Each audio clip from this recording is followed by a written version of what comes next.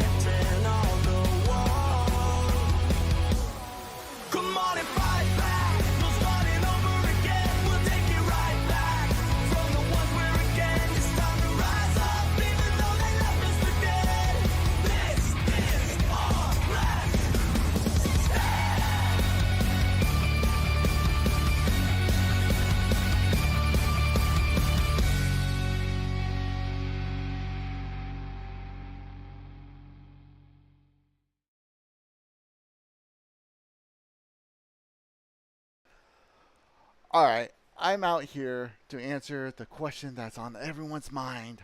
Why don't I use a nickname? Well, that's an easy question to answer. It's because I never thought of one or need to have one. My time here in MNW was, it's still always going to be interesting. I started off with just a name. As I worked at Lowe's building this place, I was just a nobody until I decided to take the opportunity to show off my skills, and one day I will get to the top and reach my goal of being the tag team champions. The name Devin is all that I need. So here's a thought. I will leave it up to you, the fans, and everyone else at home, what my nickname should be. Have fun with that.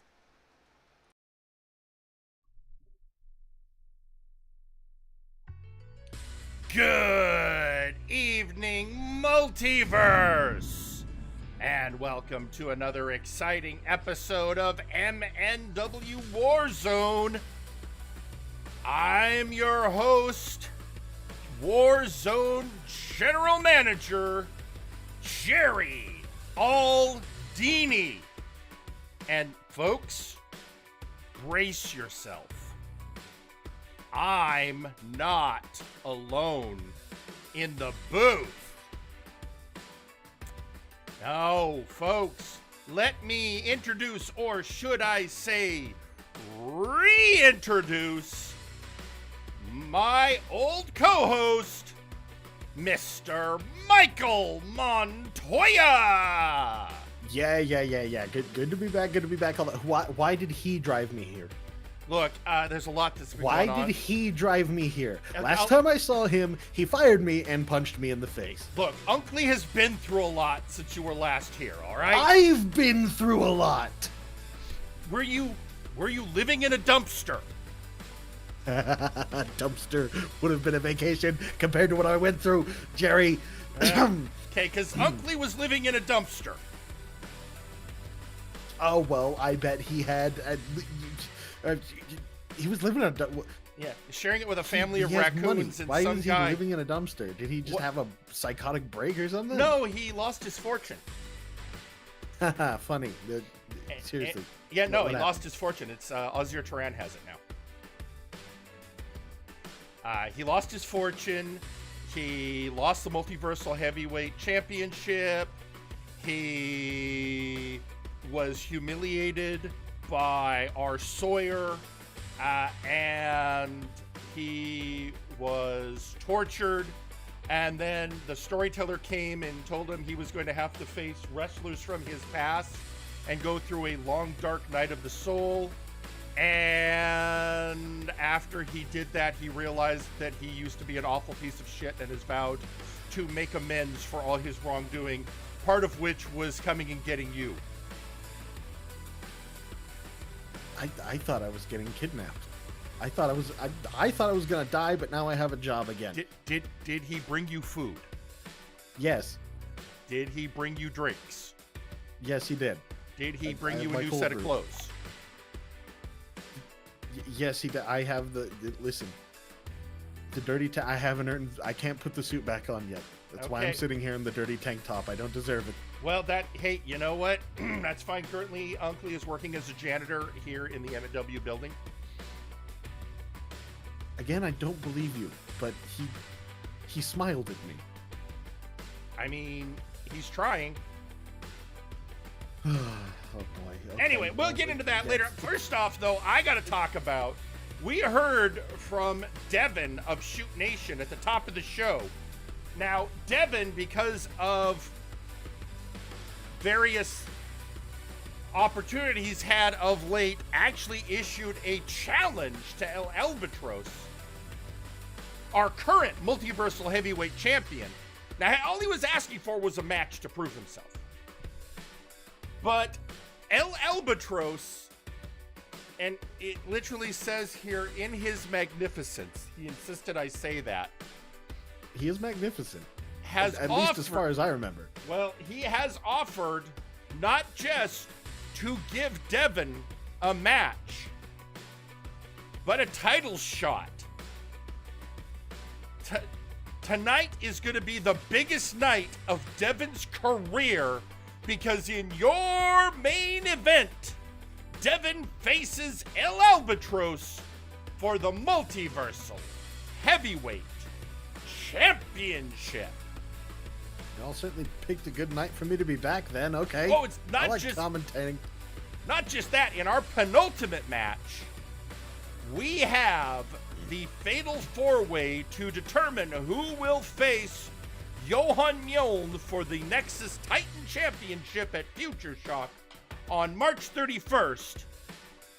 That is the match featuring Buck Bumble, the Punkmaster Ghost, Tommy Black, and Malice Prime. Ooh. That is going to be a slobber knocker, and well, one of the things we've been doing over the last several weeks is having a best of 7 series between Osman Killick and Tiki the Troll.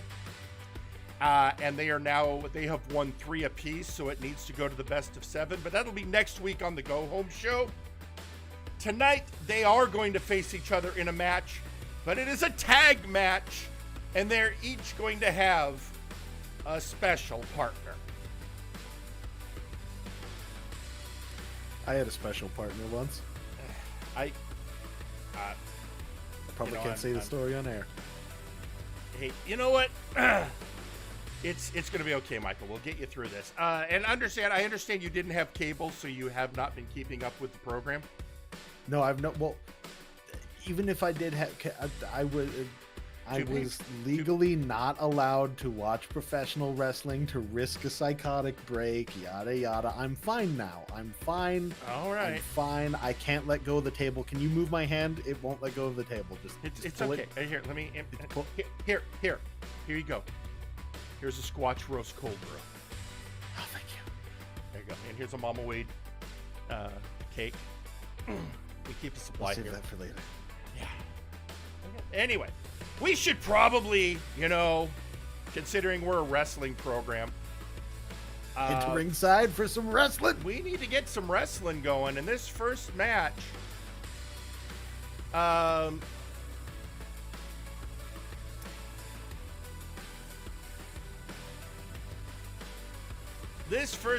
is going to figure. There are going to be some wrestlers. Oh, hang on a second. We gotta do a thing.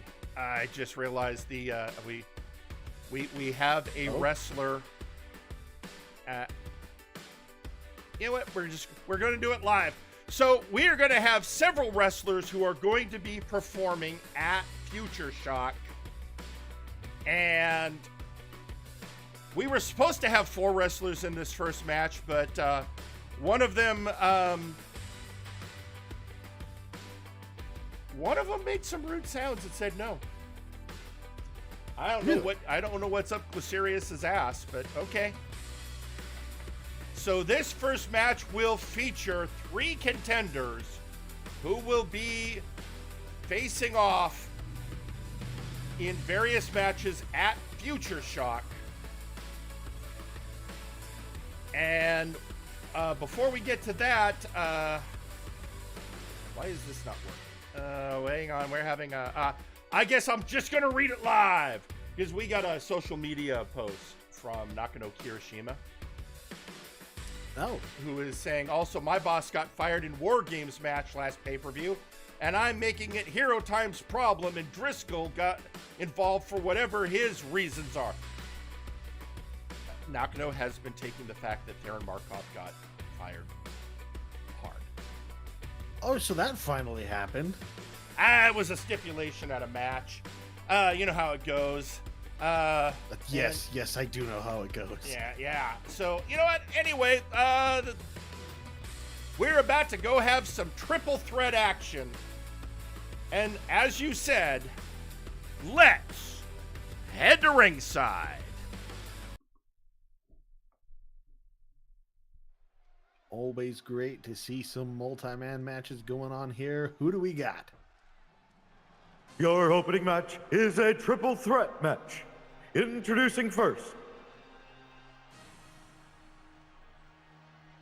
Gunner Birch. Gunner Birch, one half of the Multiversal Tag Team Champions, along with the Hardcore Hound, Alistair Evergreen, representing Hero Time. And he has a little bit of a chip on his shoulder. Wait, so that previous trio is now broken up? He's now with Evergreen. Hold on. Okay, so Alistair. So no. Night's Watch is currently Gunner Birch and Alistair Evergreen are the tag champions. Westwind left them briefly, but has come back.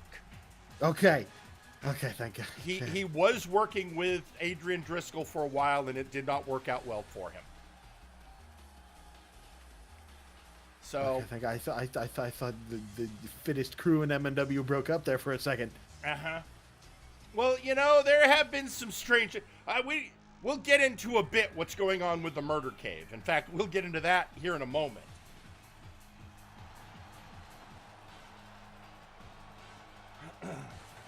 You said Murder Cave, and I remembered why I feared coming to work every day.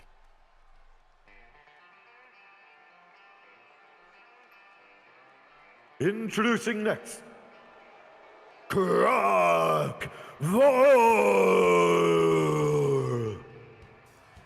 And Crockvor, his team, the Wild Boys, will be facing off against the International Combat Club at Future Shock in a trios match.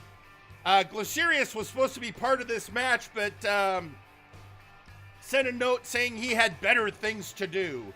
But Crockvor, Richard Anon, and Grizzly Adams will face Nice Ice, Glycerius, and Locken at Future Shock.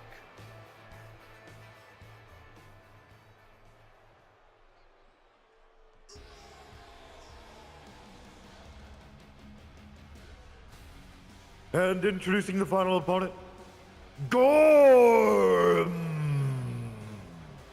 And the Goliath Barbarian Gorm, representing TPK. And TPK, represented by Gorm and Dagrick, will face the Night's Watch at Future Shock for the Multiversal Tag Team Championship. And we will be seeing their teammate Draco Rex in action later tonight. TPK, a new team that I'm hearing about. It seems stacked from what I've heard. Well, when you've got... I think we finally got it confirmed that Draco Rex is a sorcerer. And of course, Dagrick is a battle master dwarf. And Gorm is Gorm. And Gorm is a barbarian, as you would expect. I wouldn't use such an indelicate word. Gorm... He actually, when we asked him what, he said, make sure you get it right. I'm a barbarian. I think he's more of a Philistine, but it's neither here nor there. And we're off. Of course, Gorm's starting off with body punches.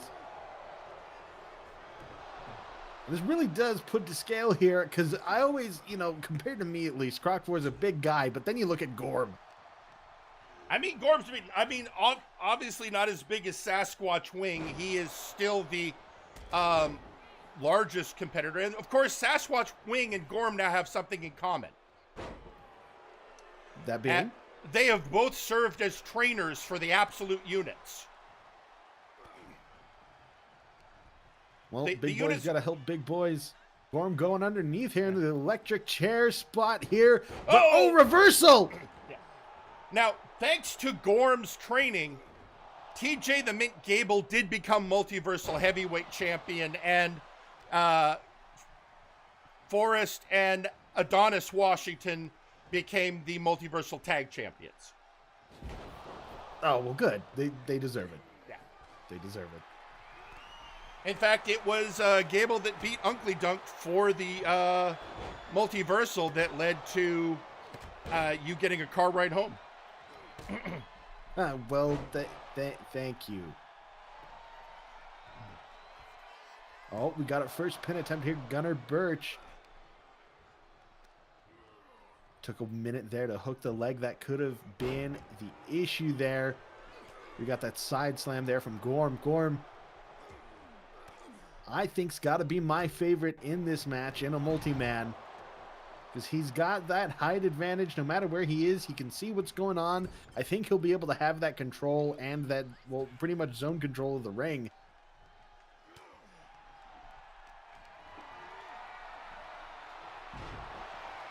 I mean, one of the things we've learned is, despite being known for brute strength, Gorm is a very technically sound wrestler.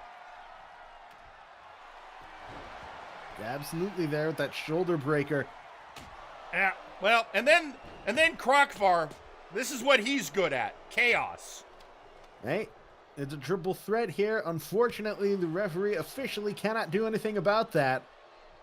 We already have a couple weapons in the ring here, and having a little taste is Croc4. Now ripping up the leg of Gorm there. Oh, into the corner. Oh, I thought we might see a swamp dive, but nope. Enziguri kick. Yeah, Enziguri straight to the face. Good early kick out there. Uh-oh. From Gunnar Birch. You got to remember the athleticism that Gunnar Birch possesses. That's not going to be enough to take him out of this competition.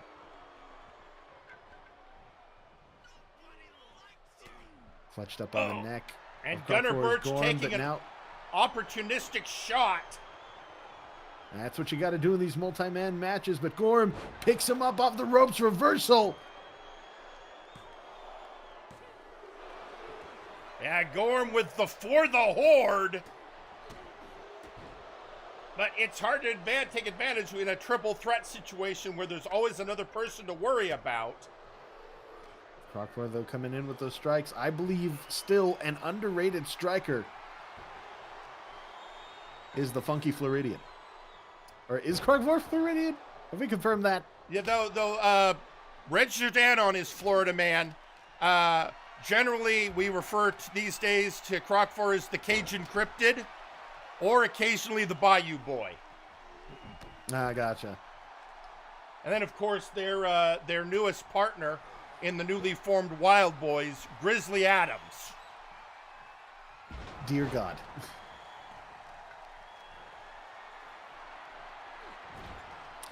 Yes, he is from Louisiana. Of course.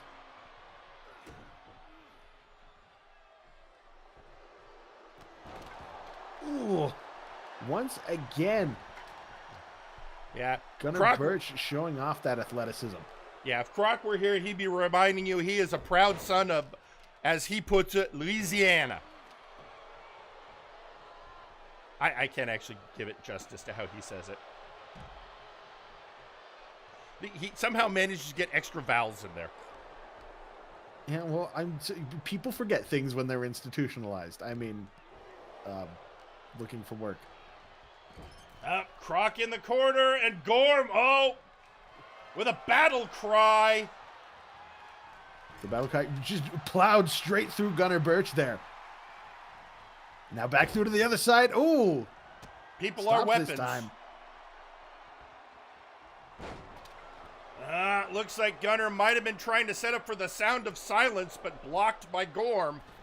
Yeah, reversal into a beautiful shoulder toss there, but springboard off the ropes with that back elbow to the face of Gunnar Birch. Crockfire in trouble. Oh, no. Gorm coming in. That's the thing with these triple threats. The energy can switch so quickly.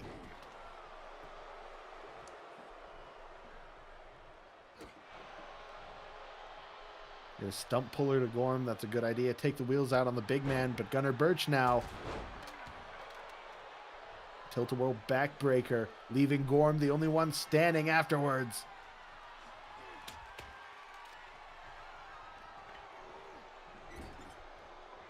Oh! And getting him in that shoulder up.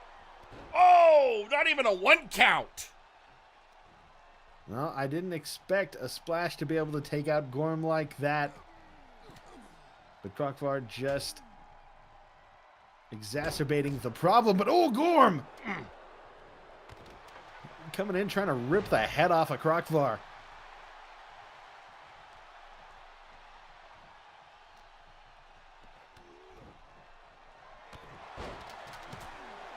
Oh! There by Gunnar Birch. Receiving a sledgehammer to the midsection, but that's not enough. Oh, here we go! Apparently harder than steel.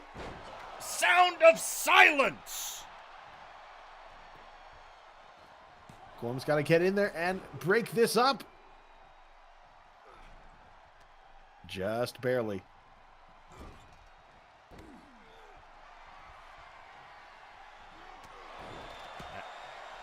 Getting him with that reverse clothesline and oh!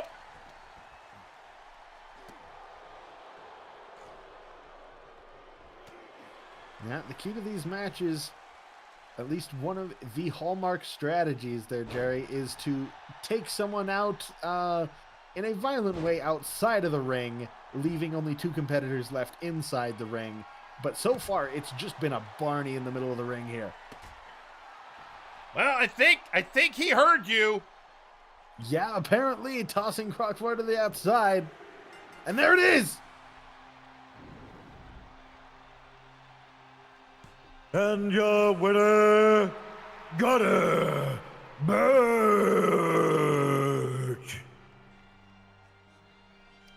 And so, heading towards Future Shock, Gunnar Birch picking up a win for the Night's Watch.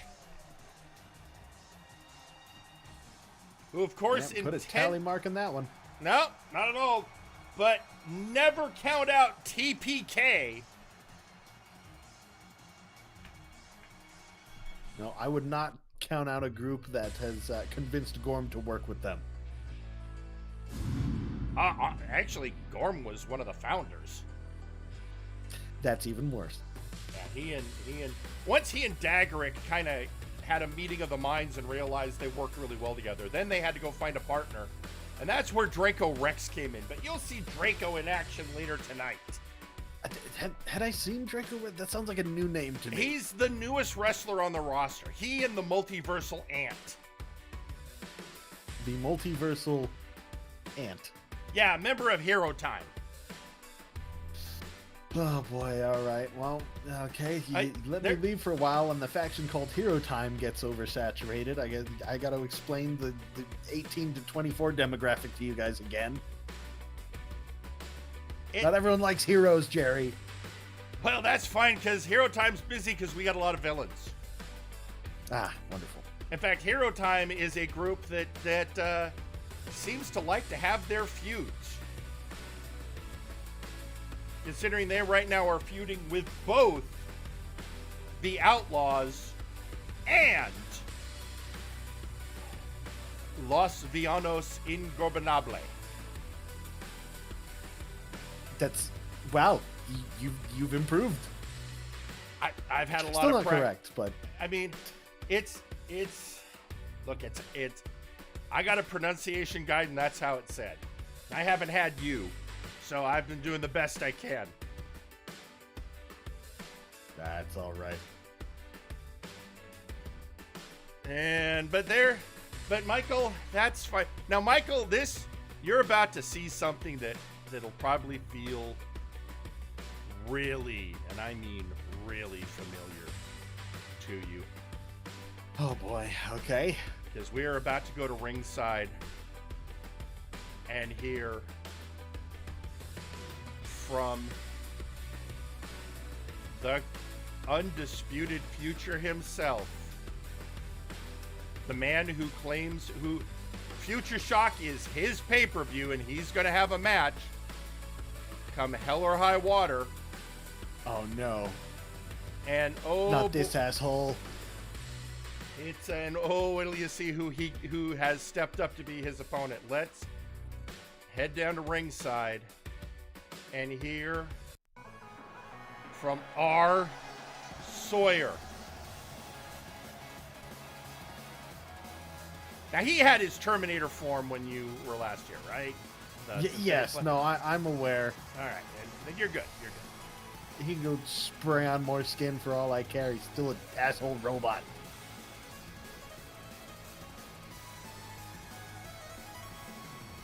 This is why I ride a bike now. You can't fuck with a bike. Well, let's hear what he has to say.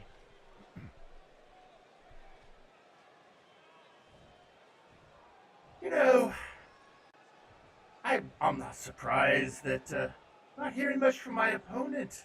Because what can you expect from a Skeethan? He is, a mutant.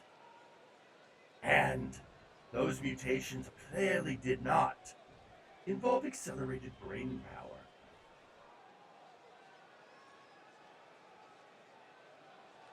And I understand that with his various defects, that simple things like common sense, mathematics, anything is probably well beyond him. But I will say this about him. He gives the rest of the roster an excellent chance to feel superior in so many ways. And the fact that he doesn't even understand, he probably thinks I'm actually giving him compliments right now. Well, he wanted Khan's attention. He is about to get it.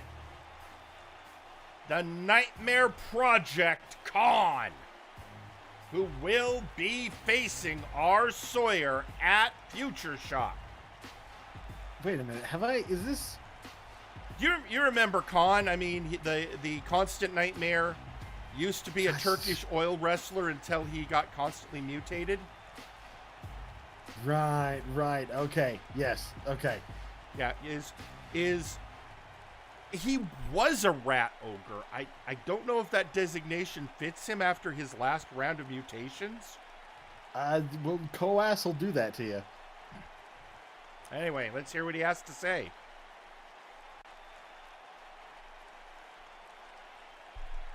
R. Sawyer, you are a man of too many words. Desperate to be the main character. And you are under the misguided belief that insults affect me. Well, obviously not, because you're too stupid to understand a word I'm saying. You're so subpar that you don't get half of the words, any of the meaning, or any of my charisma. Oh no, you don't. I understand everything, but you see your mistake is I have no ego to bruise. I have gone beyond getting emotionally involved in anything.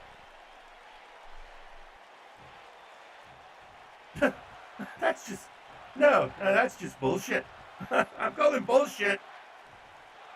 But that's okay, Con, because I'm here to do you a favor.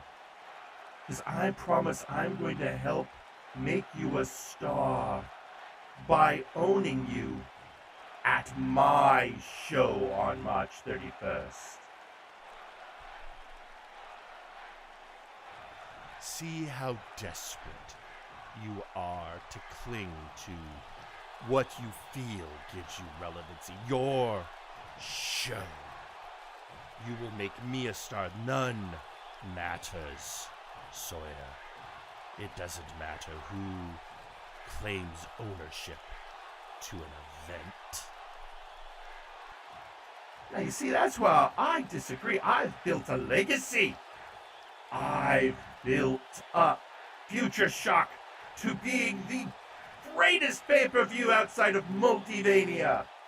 Everyone knows. This is where the stars are made. This is when we figure out who gets to go to the big show. No. It is where we battle, where everything is set, all the pieces are put into place, and we compete. And one emerges victorious and one doesn't. And what is important is the battle itself. Bloody hell, you're sounding as bad as Necrom now. All I want is a good fight, blah, blah, blah, blah. Con, at some point you're going to admit that you want the roar of the crowd, that you want the adulation of the masses. And I'm going to give that to you when I put you down like the Skiven you are. So, go fine. You can't hurt my feelings, Sawyer. I don't have an ego. Blah, blah, blah, blah, blah, blah. 2 weeks. I shut you up and prove my dominance. You know, I don't think Sawyer quite knows what to do with Khan. Well, it's hard to go up against someone who's kind of emotionally unflappable when all you're good at doing is flapping. Yeah. Now, while this is all very interesting, there is one thing to remember, and that is the current space that Sawyer finds himself in, that a lot of the things he's been doing come down to a very bad encounter, a match that he feels he got cheated in, and a participant in that match, the Stormcrow Jagger Blackthorn. And Jagger's been taking some time off to train, and as he said, to work on some things. He comes back. We expect him back any day now. But he did send a message. So why don't we go and hear from the Stormcrow Jagger Blackthorn? Ever since my match with Sawyer, I've felt different, renewed, like I regained something I lost some time ago. Definitely not my powers, though maybe with some time, those will come back when I go get them. If only just to stick it to everybody who laughed in the shadows when I lost them. You hearing that, good doctor? The day will come, but it's not today. 7 years ago, this man with nothing but his fists, the clothes on his back, the sense of duty, and a hell of a chip on his shoulder, wandered through the portals of the Multiverse Nexus Wrestling and thought to himself, there's a lot of bad here than good, and he thought he could fix things, or at least bring some level of balance. Damn fool he was, but he tried. He sought out some allies to help him, and he did find some, and through them he managed to maintain some level of balance in the multiverse. But there was one man he met. He was young, ambitious, wanted to do the right thing, and most of all had the potential to be great. So the man took him under his wing, tried to teach him what he knew, what he learned from, what mistakes he made that he hoped his apprentice would not. He should have seen the signs coming. That master of his made one last mistake, not stopping his apprentice when he should have. And now, he's got to watch and live with what's going on. He wanted to leave a world behind that the apprentice could take on and be confident that he left it in good hands. But those apprentices' good hands are now tarnished in darkness. Damn shame. In order for the old master to move on, forward and unburdened, there's something he needs to do, but he doesn't know if he has the strength to do it. It's time to close the book on an old, unfinished story of the master and the apprentice. God help me. Well, that's worrisome. No, see, especially in this company, I don't like when people talk about old tales and rules of two generally are bad. Well, that, and considering who Jagger's Blackthorn's apprentice was, and he's over on Flashbang. Yeah. So, although, he has... I get where Jagger's coming from. I do. Yeah, we need to stop crossing those lines, because I do everything I can to keep that weird skeleton away from me. Well, and I gotta tell you, we right now still dealing with the fact that Sergeant Major Payne has earned a title shot for the Big Oof. But it's complicated that the Big Oof is currently over on Flashbang due to a brass briefcase match. And so the bully dog, Grant Martin, currently holds it. And we've been trying to work over the crossovers. And frankly, Payne's beginning to get a little impatient on that front. All right, just let me know if Macabre ever shows up here so I can jump out a window. Macabre, Macabre has his own issues right now over on Flashbang. He's very focused. He's distracted. Okay, good. So, but I mean, we have had people coming over from Flashbang a lot more lately, and going. Yeah, it gets complicated. If any of you fans snitch, I will have your tickets taken away. I swear to God, don't tell him I'm back. But with that said, we need to get to our next match, and this next match. So we've had. I have to, again, Michael, I'm trying to remember when you left. Was the All Odds still a going concern? I think there was something weird going on with them. Listen, I've been through a lot. That's fair. I've been through a lot, Jerry. Well, here's the thing. We've got Raphael Sampson, who ever since breaking away from Sasquatch Wing has been, he's decided he has something he takes exception with. And that is anyone who feels they've turned their lives around and sought redemption. And it seems like he's going after all of the wrestlers who've tried to turn their lives around. And, well, in our next matchup, he is going to face someone who also did just that and is now one of the lead members of Hero Time.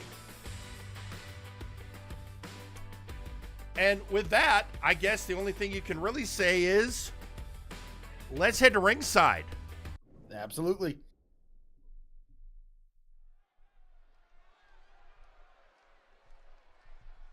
The following match is scheduled for one fall. Introducing first, it's Kane. It's gotta be. It's Kane, member of Hero Time. coming down. He's in all of the issues that Hero Time has been working on right now. He's been primarily focusing on the issues with the Outlaws. But at the moment, he's coming down here to take on somebody who I don't remember if he had a lot of interaction with the Outlaws back in the day. I don't know if he and Roth considered each other friends. I guess he's been through a lot of different headspaces, so it, I suppose, depends. Yeah. I certainly remember seeing this man go through a transformation, several, in fact. It's, well, it's sometimes you gotta, some people take a look at their lives and go, maybe I should stop hanging around with people who are trying to actively kill me. Yeah. That's definitely part of it. At the very least, he's figured that out.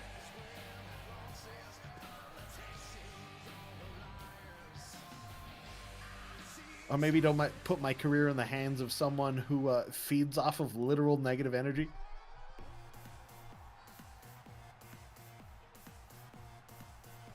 And introducing their opponent, Raphael Samson.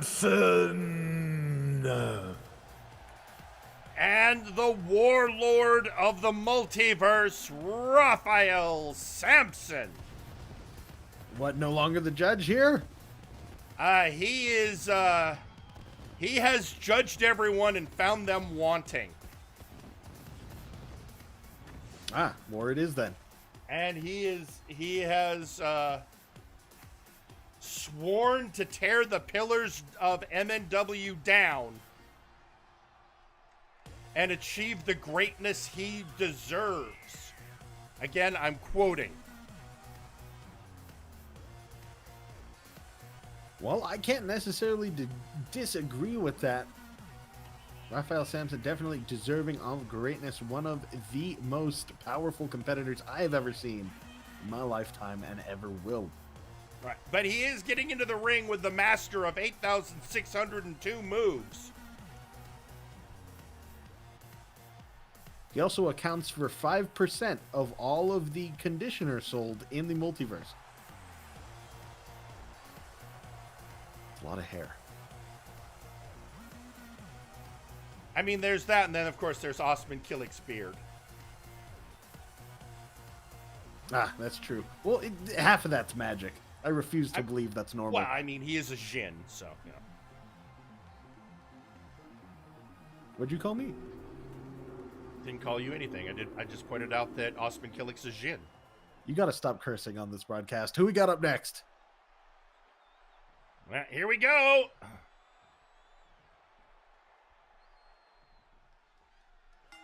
Oh wait, it's a normal match. Okay, sorry, I have multi-man on the brain. No, we are going to have a tag match later. But for now, no, this is just one-on-one action. Going in there, simple elbow drop, taking out the breadbasket there. I mean, trying the to keep the big man. Tactical expertise of Kane. Absolutely, was just about to point out, yes, absolutely trying to keep the big man off of his feet. Can't generate power if you're not standing up. Stomping on the hand and forearm there. Trying to snap some ligaments. Kane. Ugh. Nobody home. Nobody home. You got to remember, Raphael very much can move. Oh, boy. Yeah, we felt that one all the way home. It makes you wonder if the size of Raphael, the power, makes you wonder if Kane is a human being or a lawn dart. Porque no los dos.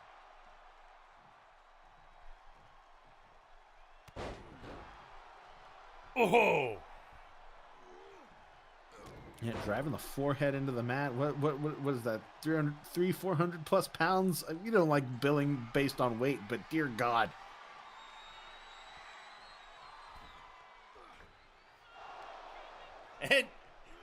And Kane just sidesteps him. But still facing the power of Samson. Yeah, no. Oh, and right there. Ooh. I think his head came down and hit the bottom cable on that power bomb. Ooh. But you're seeing a lot of cases of Kane using Raphael's own momentum against him. Absolutely, but unfortunately, Raphael Samson's strategy for this match is I'm going to break your back, apparently.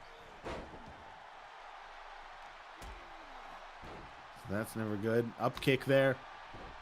Up kick once again from Kane. Turnabout is fair play. And out, stretching him out. Yeah, not quite a stretch plum there. I think the height difference is not doing Kane any favors on that particular hold. Well, I mean, that can always Choke be bomb. a difficult one. Oh, here we go. Yeah, the choke bomb got a crossface cover on. Nope, just a 2 count.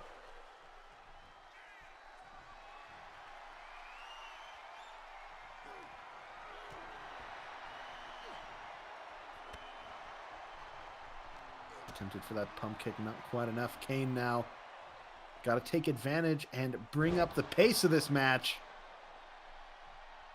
Well, and Kane knows that. And snapping Samson Oh! down off to the side. Ooh. from all the way uptown. Yep, flying elbow to the outside. Unfortunately, it's going to take a lot more force than that to take out Raphael Samson.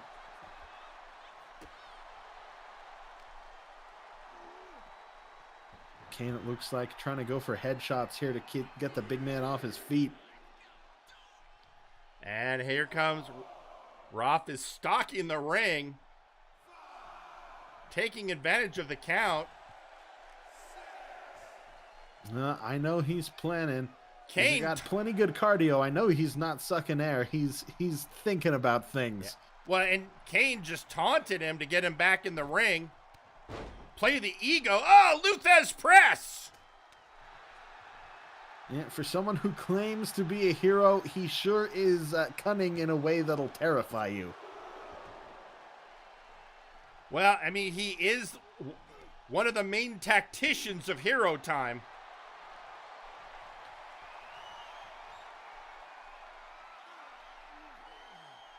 Caught in that bear hug. Oh! Ooh. Yeah, see that? I think he was opening him up for the bear hug. You remember all those slams he did straight on the lower back, trying to soften up Kane. Uh-oh! But Kane showing off some strength. Oh, Kano! Kano lands. Oh, but a kick out. Just barely, not enough here.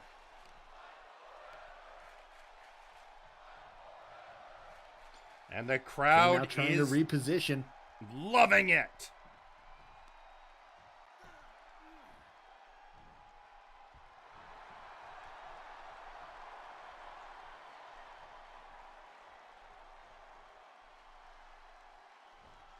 Oh! Bit of disrespect there. Heel to the side of the head. Raphael Samson, though, able to recover Oh! so far. No, sent to the outside. he measured and lined up that shot. Oh, Roth throwing him back in the ring.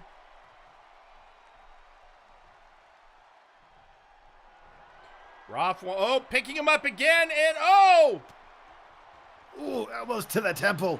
was setting up another KO. Instead, he finds himself locked in biblical proportions. Once again, all the weight of Kane coming down on that mid to upper back.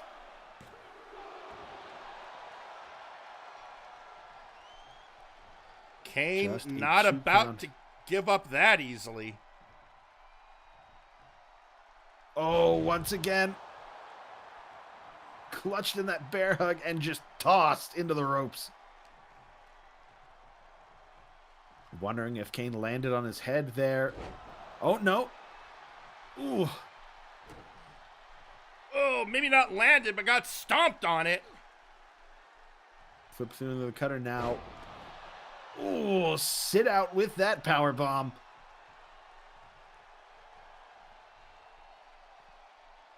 Kane on roller skates outside. Quick toe kick to the stomach there, trying to exacerbate the air from the lungs. And once again, trying to crush the spine of Kane. Wrench in the arm. Oh! Kane knows how to get it done against a big man, and under part of that is limb isolation. Absolutely, they're trying to shut down some of the power. Up to a 5. Oh! See, that's why when we wrestled, I just tried to kick you in the knee a bunch. I I figured they were already bad. And I'm always curious who suggested that strategy to you. Oh, it's a name I actually don't want to say anymore. Oh, no, I understand. And that makes sense, though. Yeah, Yeah. it was a good idea. Now, once again, hip toss. Rolled through did Samson. Now, just knife edge chop, followed by a strike, followed by a backhand. Kane. A flurry of blows upon the Warlord. I mean, Kane knows his business. Once again, powerbomb from that choke position, focusing on the upper back, but it's not quite enough.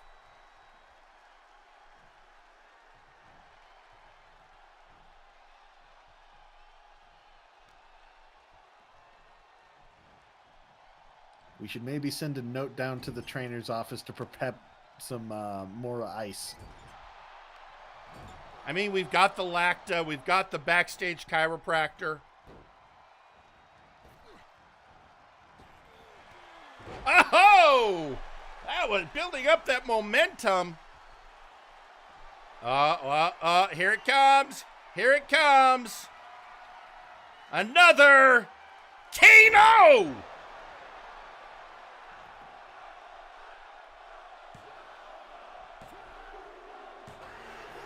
And there it is, Kano!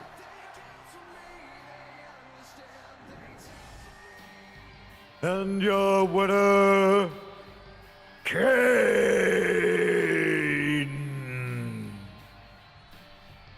That's a check mark in the bag for Hero Time. And again, Raphael Sampson fails to bring down a redeemed man. I'm sure he will. Of course, we know who he's targeting the most. But he's got his own issues to deal with. We'll talk about that later.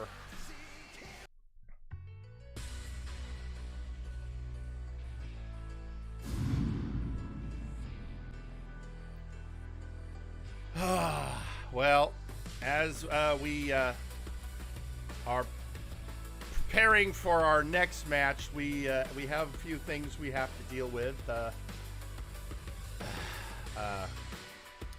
So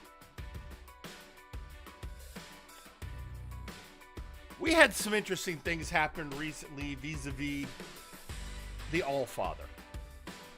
Well, kind of the murder cave overall.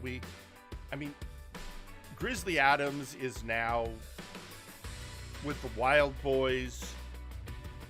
Chaz Lee is upset because he won a big match and didn't get anything for it. And no one knows where Dr. Grimm is. Oh, so you just lost track of Dr. Grimm. Oh, yeah, because that's a smart thing to do. How did you lose track of him? Okay, track of Dr. I only know 2 people who've ever been able to track Dr. Grimm. And one of them is busy patrolling the backstage area. And the other is over on Flashback. So, you know. Yeah, no, that guy patrolling the backstage area is covered in grease and staring at one of the lights. Yeah, but still. But the All-Father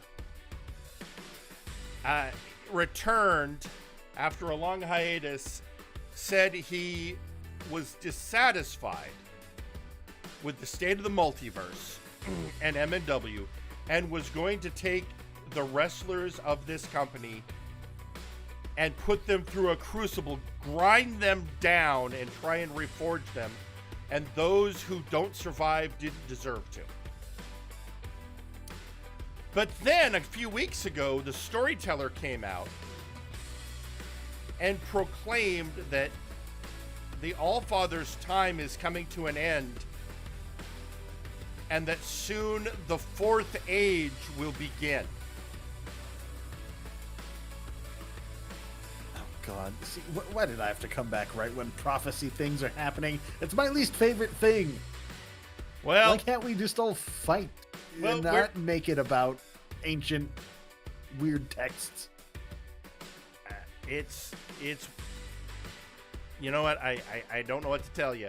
I will tell you this: we're about to hear about it a bit more, because we're heading down to ringside to hear from the Allfather, Arkolf. If I see a book with a lock on it or teeth, I quit.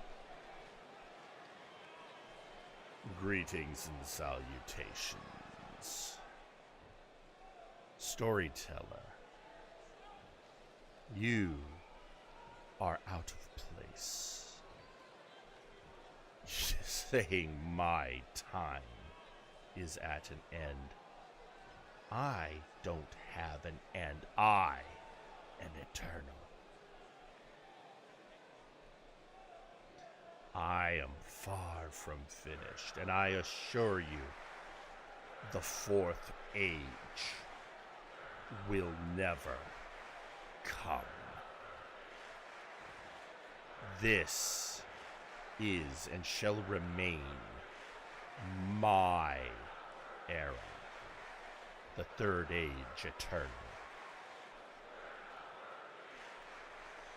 But, storyteller, you thought to interject on my holy mission.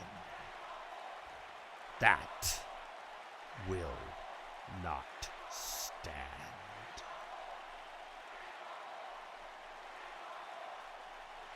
Next week is the Go Home Show before Future Shock. Come, storyteller. If you're so sure of your fourth age, then face me in combat, as is proper. You and I, we don't settle things with words. We are beyond that. We are beyond what most people can even comprehend. To them, it will look like a simple match, but you and I, we know the truth. It is a cosmic clash.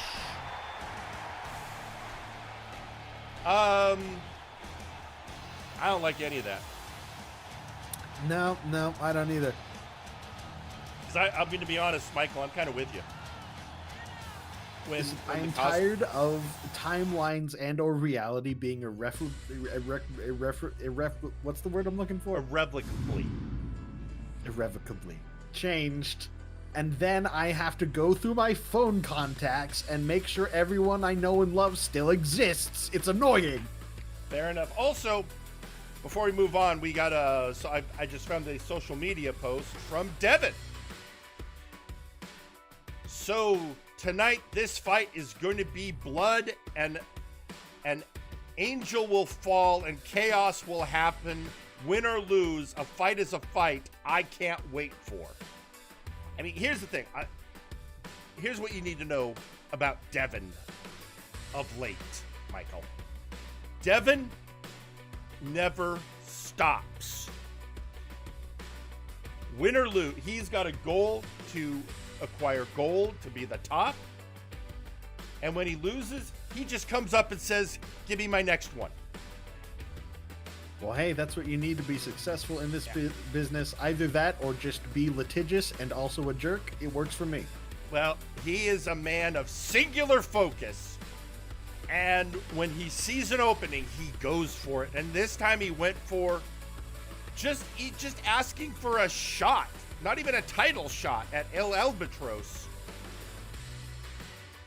And Alba responded with, "I'll give you a whole damn title match." So this is, Devin has never had a crack in his entire career at the big belt. Well, you gotta wonder, especially someone like Albatross, is this some sort of a trap? Is this, It maybe, but still, it is the biggest opportunity Devin has ever had. And Well, it is he's in the gotta go main for it. event here tonight. So, well, I imagine we got more to get through before we get to that, so let's get cooking. we do. Now, I told you earlier how Hero Time is fighting on multiple fronts. And on one front, we have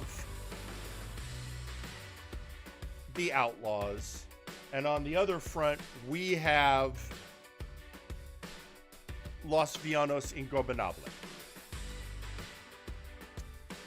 And generally, the Outlaws have been the focus of Kane and Paragon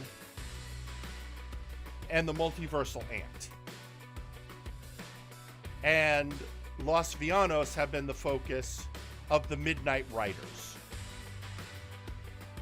That is that is the subfaction of the Blue Hood and Power Surge. Ah, right, of course. But tonight, we're going to see a Midnight Rider against an outlaw, because it's all still Hero Time and it's all still chaos. And I think that I have set that up enough. Michael, if you're ready, let's head to ringside. Absolutely.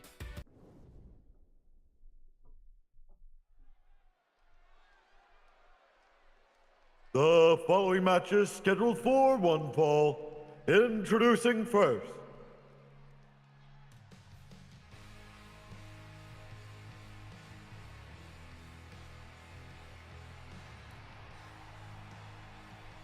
Power Surge. Now, Power Surge has been doing some amazing work of late. He has really stepped up as a member of Hero Time. And working with his partner, the Blue Hood. And so he is always ready, he is always willing, he is always able.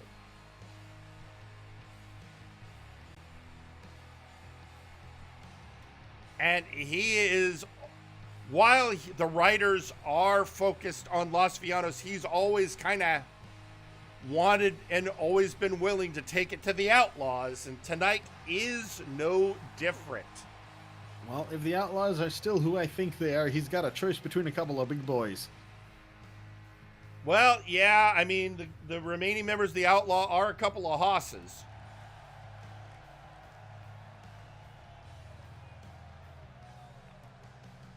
I remember it being kind of a toss-up with Power Surge on effectiveness against said hosses, so let's see how this goes. And let's see what flavor of a-hole we're getting tonight. And introducing their opponent, CJR Killer. Killer has not been a happy man ever since his longtime partner, Theron Markov, was fired. Yeah, no, I wouldn't be too. I kind of liked Theron. And he's been showing his displeasure by running through the ranks of Hero Time.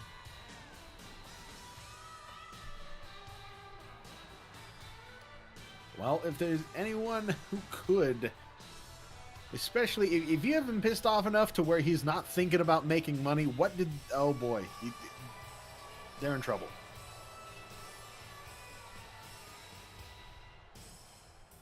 I mean, you're not wrong. It's usually cash, job, repeat. But with Hero Time of late, it's definitely been personal.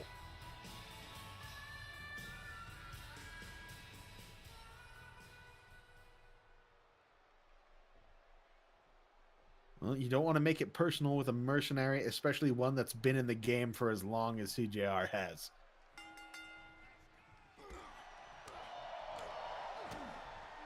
And there goes Power trying Surge. to take control of the pace. Yes, indeed. Oh, he knows what he has to do against a big man. It's definitely not his first rodeo.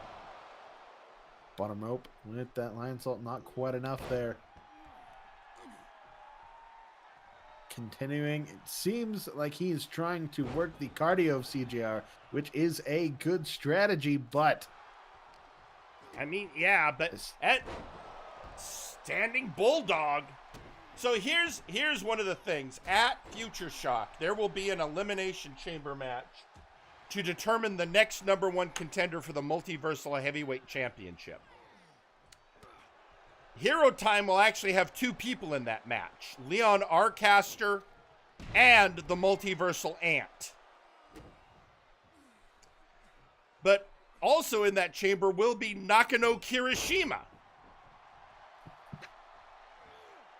Yeah, the remaining outlaw probably still pretty pissed. Now, the other thing to keep in mind is while tonight we have the match between Devin and El Albatros, whoever wins that match will go to Future Shock and face the Blue Hood.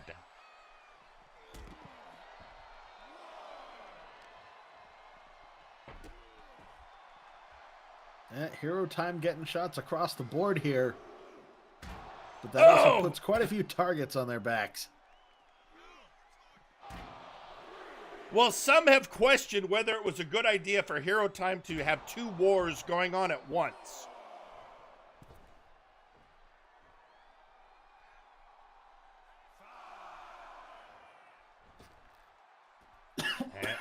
and breaking the count. Not going after him, just breaking the count. Power Surge does not want to win by Galaxy Brain tactics.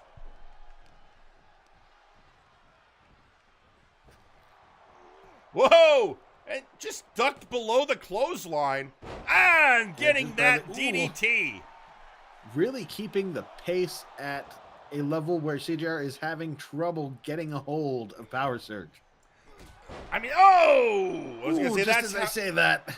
That's how you do it. And then, you know, the big boot comes in.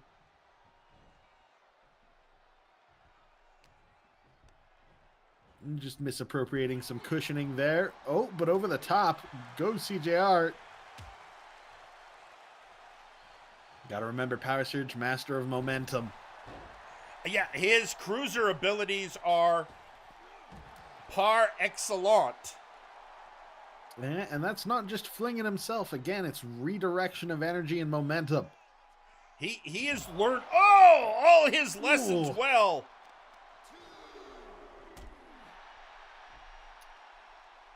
And, you know, let's face it, he had a rough beginning that, as anyone would, considering who his original mentor was. Oh, boy. Has anyone seen him as of late? No, we haven't even been hearing any. He has vanished from the face of the earth. Well, see how things go. We got Power Surge now. Springboard back in. Is he going to go for something here? Is he going to the outside? Oh, all the way uptown. Cross body splash from the top to the outside.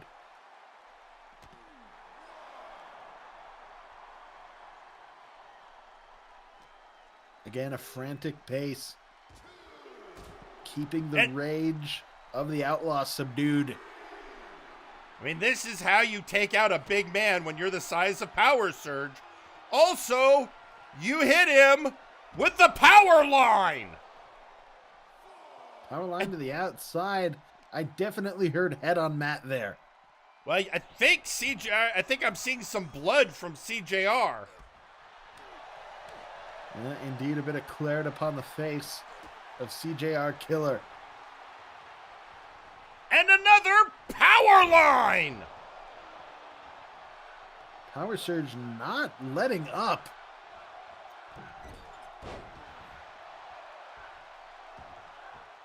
Power Surge might have had it if that hadn't been for a rope break.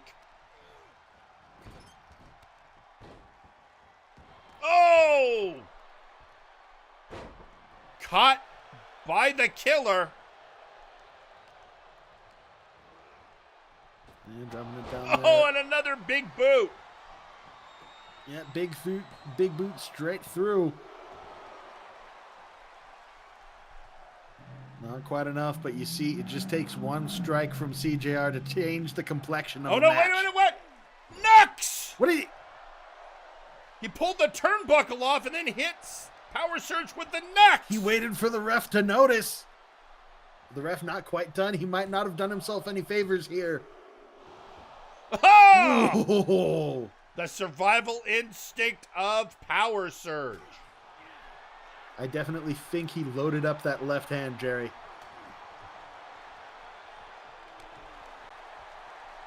And Power Surge has just decided to trade blows with the big man.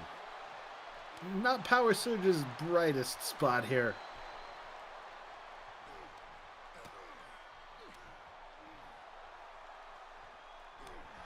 Oh, hit him with a chop.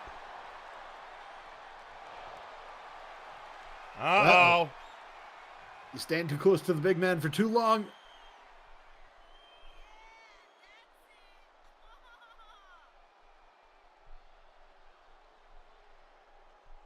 And folks, we're going to have to see where that action happens. But for now, we need to take a commercial break. Because when we come back, What just happened? I taste metal. it's sometimes it gets weird around here. I don't know what Oh to tell God, you. not another one of these again. I'm gonna have to drink a gallon of chocolate milk to counteract this, aren't I? So, Oh, but God. we will reconvene on this match after these commercial messages. Oh, I'm seeing my past. Don't you just hate it when you're in a great one-on-one match, going up for a fly-high-end moonsault when you totally miss and eat more turnbuckle than a ravenous George the Animal Steel? Then you, my friend, might need to get your eyes checked. Hi, I'm former professional wrestler Dr. See It Coming, and we here at Eye to Eye Optometrists specialize in glasses, contact lenses, and overall eye health for the wrestling impaired. Our flexible, one-of-a-kind contact lenses are guaranteed to fit all sizes and be a comfort fit even as you get your eyes poked out by your mortal enemy. We even have some eyewitnesses to testify how great these eyes are. Mr. Simon the Psycho, what do you think of your new contact lenses? Oh, God! Oh, there goes our new intern. Ha ha! Come on down and book an appointment with Dr. Seared Coming, and you and I will see eye to eye. Sup, dudes? Do you want to look as gnarly as one of your favorite wrestlers on show who's holding one of the world titles from MNW? Well, you totally can, without even leaving your couch at Totally Tyler's Titles. For only $39.99, you too can own a complete replica of one of MNW's famous titles, like the MNW World Heavyweight Championship, the Tag Team, the Nexus Titan, the Interdimensional Championship, dude. So you can show off to your parents and show how gnarly you are, or you could secretly try and claim that you're formerly the title champion holder by holding a knockoff title. So come on down to Totally Tyler's Titles, where you can be a title holder today. No official MNW wrestlers are allowed to hold the titles if they're a replica, unless you want to talk to Jim in the back. What are you, blind, Rev? He clearly went for a roll-up reverse coil. This just can't be happening. This is some bull! Is this you? Well, even if it isn't, I'm sure many of you have met these kinds of people, just marking up the walls of your favorite shows. Don't worry, we have the solution. With the Mark Manager. Yes, with the Mark Manager, we clean up the big marks, small marks, marks you didn't realize that were there, and marks that have always been there. We've even updated our product to help you clean off the toughest of marks. Of course he was gonna lose the championship. If you'll look at my 42-page blog from last week, we can clearly see that the producers were going to have him. Hey, what are you doing? Ah! So sign up and get your Mark Manager today. And remember, with a little bit of, any mark is manageable. Fuck, it went up my nose! Hey baby, it's me, Suplex Sam, and I'm here to tell you about my brand new experience, baby. On the Suplex Express, we're serving up hot dishes and hot meals for all your homies. It's time for Suplex Sam, the soup made for me, baby. Sam I am. Tired of your lunches being soupless? Don't worry, baby. Suplex Sam's got you covered. We got all the flavors. Wonton Wilson's, the beef drippings, the Doctor of Alphagetti, and the VI Pheromone. And of course, the signature soup, the Plex, so you can have your Suplex any day, anytime with yours truly, baby. So come on down to the Suplex Express and get yourself a can of Suplex Sam. Are your heebies a jeebies? Are your ants in your pants? Do you get the butterflies in your stomach when you have to go up against a 400-pound, muscle-bound murder man who's trying to beat you in the ring? Don't worry, we have the solution for you. From the makers of the laxative product Let It Go comes the anti-anxiety medication Fuck It All. That's right, with a big old scoop of Fuck It All, you too can get yourself relaxed before any situation. Handpicked and freshly squeezed from the teats of Tibetan relaxation monks. It comes with absolutely no long-term side effects. No, not at all. Yes, the anti-anxiety can make you stand up and say, fuck it all. Warning, this product may contain extreme doses of caffeine and methamphetamine. If consumed by more than one human, those two humans may or may not cause to duel or explode. And this product is dairy-free. High Flyer Airlines is the leading air care for all professional wrestling. We customized our planes to fit the biggest of egos. With fine velvet and leather seats, a custom-made full banquet by Chef Manatee, and a working vocal booth, so you can make your promos while you're on the go. Wait a minute, this isn't a bathroom! High Flyer Airlines. We're leading the air in wrestling care. I'm stuck inside the booth! And we're back! And during the break, these two have continued battling. Nothing else happened. That didn't look comfortable for CJR. Yeah, no, his ankles hit the apron. He nearly Achilles'd himself.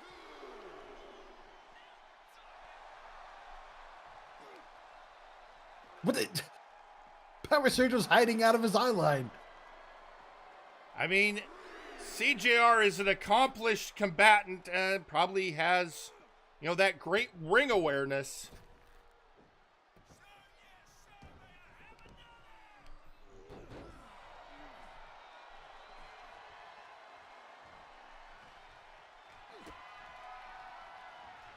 Power Surge gotta take the pace back up here to regain control. I mean, if he wants to win, he's gonna have to. 1, 2.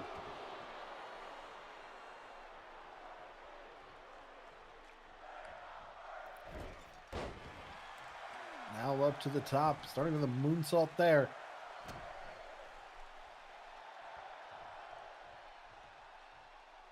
But CJR making his way to his feet, but ooh! Not that basement drop kick that's got to put a lot of torque on the neck.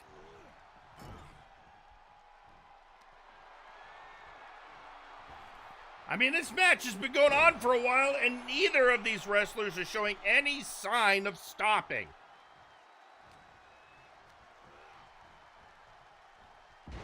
Oh, neck breaker! Yeah, hung on with that one. Good positioning from Power Surge. Now for a high-risk maneuver here. Oh, paid off! Avalanche Hurricane Rana, not quite enough.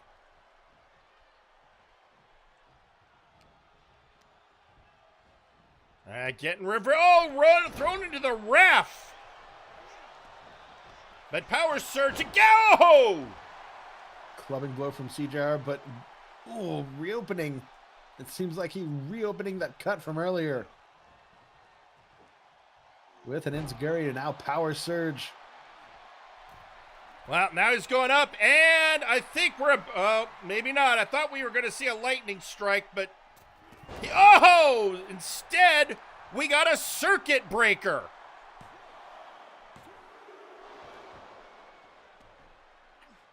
Not quite enough. Perhaps didn't get all of his weight right on top of the shoulders of CJR. That's what you got to do with a big man, is just lightning completely strike! immobilize the top half of the torso.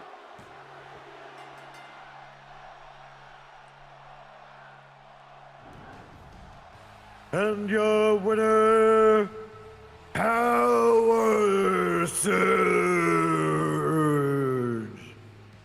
And with that, the young lion of Hero Time puts an end to CJR's momentum against his team. Yeah, absolutely. The frantic pace of that match. That is absolutely crucial in him taking out CJR.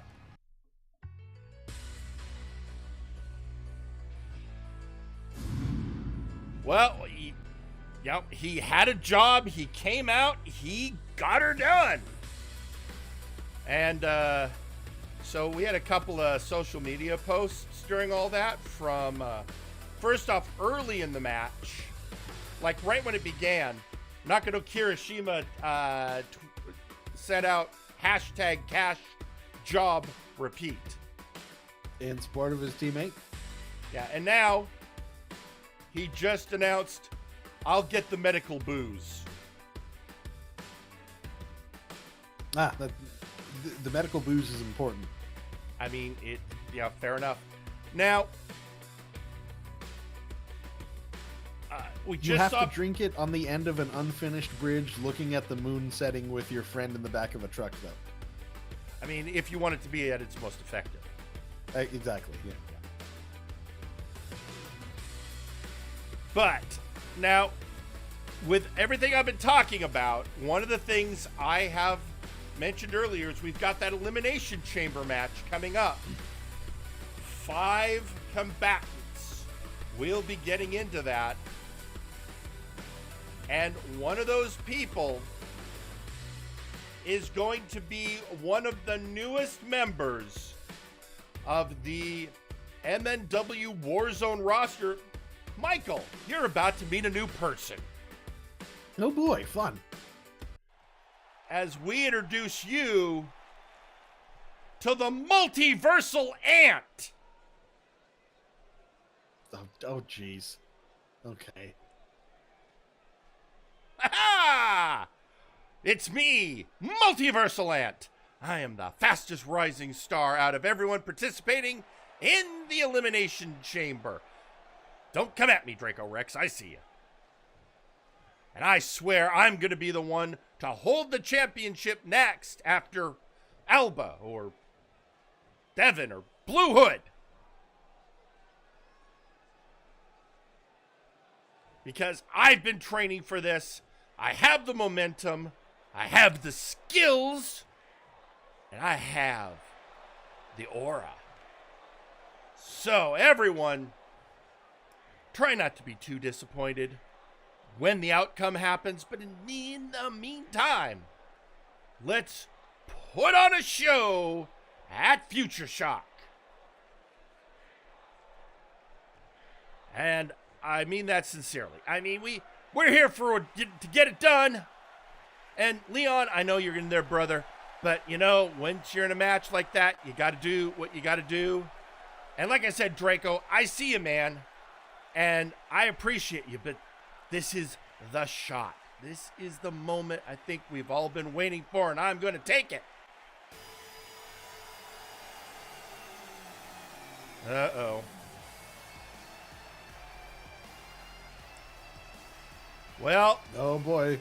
he's probably already a little pissed because of what just happened in that match. But here comes the Crimson Delinquent, and honestly, right now, the man calling the shots for the Outlaws, Nakano Kirishima. I guess he handed the medical booze over to CGR, and I don't know, got sick of hearing the ant spout off.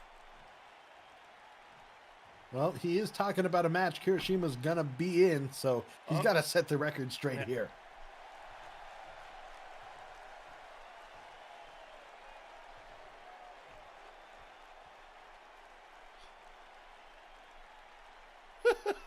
What a bunch of hooey. Look, kid. I see you young bucks coming out here, acting like you're something. My bro, I'm part of the Bad Batch. I'm part of the greatest class to come out of MNW. And you new gen kids, you just don't compare. You know what, Nakano? I'm kind of glad you're here. You know why? Because I get to tell you to your face that I am tired of you and of the Outlaws. Because, you know, you never shut up. I mean, you know, you won't quit. You won't get the message no one wants you.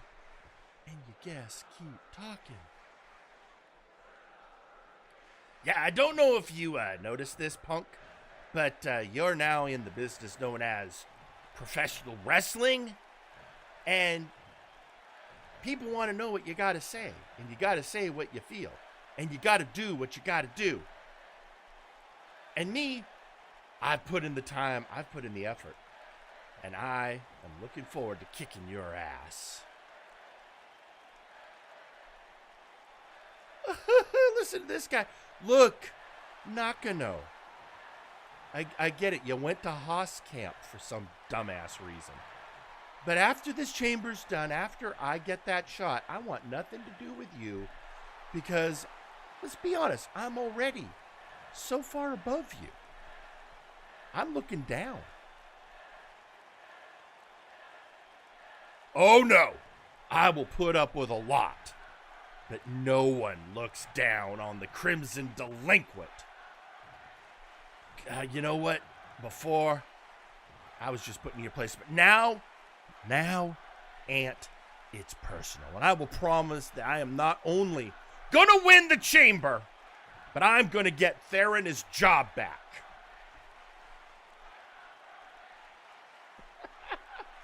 That was a stipulation in a War Games match that got him fired. That's about as permanent as it gets. And you think Vin Lawson is going to want to hire Theron back? He was such a pain in everyone's ass. It's over. Move on. Get on with your life. You know, that just shows how much you don't know, Ant. There's always a plan. There's always a way.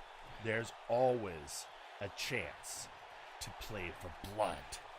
That's what Theron taught me, and I'm going to use every lesson I absorbed from that man to set things right and get him back where he belongs. Well, I'll tell you one thing you definitely learned from Theron. You have excelled at his level of being delusional. So, you know what? You know what's important right now, Nakano, in all of this? What's important more than anything else is that you believe it. Huh. I don't believe it. I know it. And when you are looking down at me with the belt, with the rub, with the pull to get shit done, and I bring Theron back, I'm gonna come for you. Well, words have been exchanged, but we'll find out in 2 weeks at Future Shock in the Elimination Chamber. But let's talk about that match for a moment, shall we? Well, I was just worried there for a minute that Kirishima was going to tell him to slow it down, kid. He's really grasping at straws there. At things he complained about the previous generation, told the Bad Batch. Well, those who don't learn from history are doomed to repeat it. But yeah, well, it looks like we are doomed at this point. Don't say doomed. You were the one. Why can't I say doomed? You don't want the attention. You said that. That was like one of the first things you said when you got in the booth. Anyway,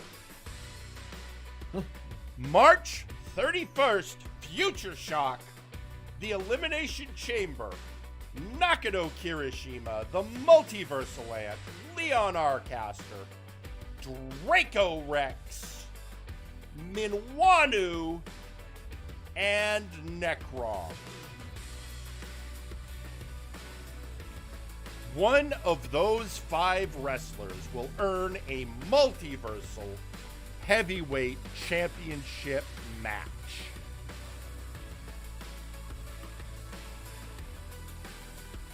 And just because we are now going to see one of those 5 in action. We often will call these tune-up matches. Somebody wants to get a little rust off, but this is more of an exhibition match to show what he's got. Because this is another wrestler you haven't met yet, but you were asking about. Oh. So let's go down to ringside for this match.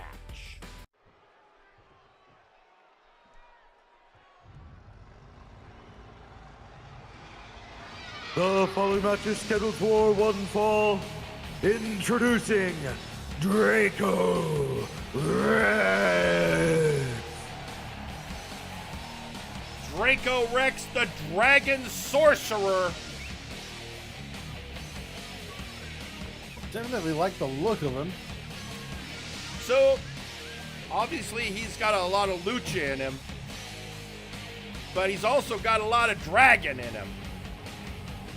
Ah, science magic. Magic-y science.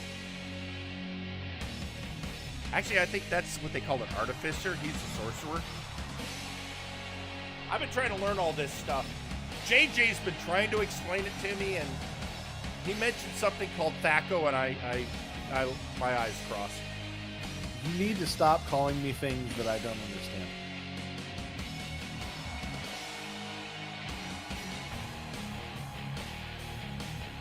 Well, Draco Rex definitely looks like a fearsome competitor. Now I get to see if that's true.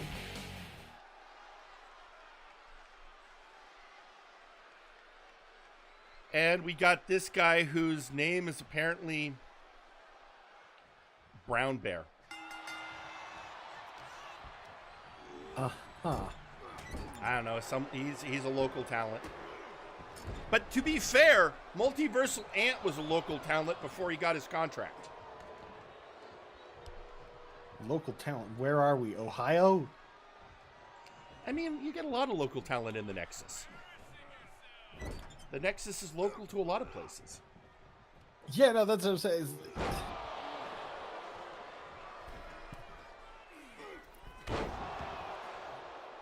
Are we local to a universe where no one found out that grease paint is bad for you?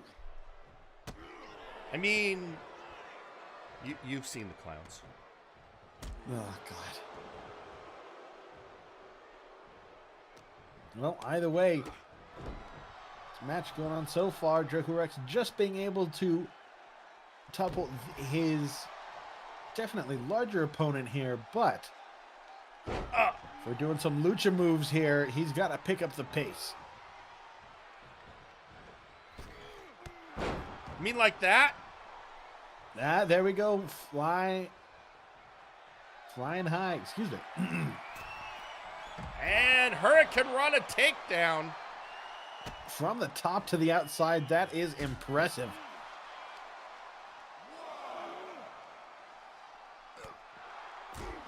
I apologize if I'm not as coherent as I usually am, folks.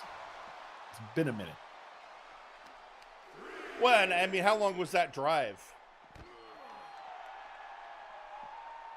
This is like 2 bags of jerky and bag of Nerds clusters, about that long.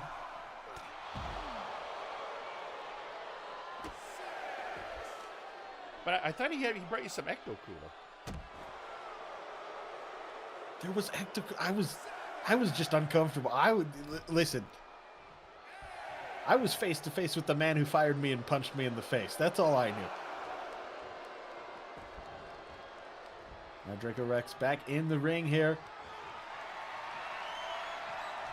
Unfortunately being picked up by the local young boy who is pretty large, decent sized delts here. Got the pecs to prove. And going for a count, but Draco gets a shoulder up. That one, Draco is up in charge of things. There we go. Now fighting back, the pace picking up here.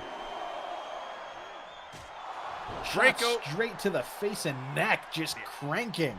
of course, will be in that Elimination Chamber match while his teammates Gorman Daggerick. Oh, hang on. And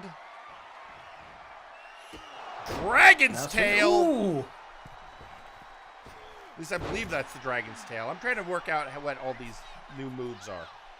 That was incredible. A lot of momentum gained from swinging around on the outside of the ring post itself. That's impressive.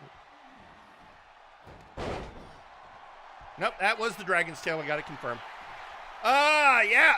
Draco is an impressive wrestler. Yeah, Poison Rana there, landing, spiking our local talent on his head. Now, he is our newest talent, although he and Multiversal Ant signed on the same night. But Ant had some matches when he was local talent. Well, sometimes local talent can impress, but is that the night we're having tonight? No, it isn't. Incredible move off the top there. Just a And stack your pin. winner, Multiversal Ant. And with that Dragon Rana, the Ant puts Brown Bear away and takes the match. Looking forward to his shot at Draco Future. Rex. Oh. Yeah, we all got a little tongue-tied there. I think, there's a lot going on. And you know what it's like when magic gets involved, and he is a sorcerer. Anyway. Let's look at the card. What do I got next? I have... What's going on? Okay. You're doing okay, right, Michael? I'm fine for right now. My Okay. general grasp on sanity is the same as it was, and by that I mean fragile. Okay, we got somebody who has some scheduled ring time now. Okay. And he's All right. coming Who down. wants to pop off at the mouth? Yeah, and I just want you to know, because this is somebody else who has a huge match coming up at Future Shock, and has been having a war of words with his opponent.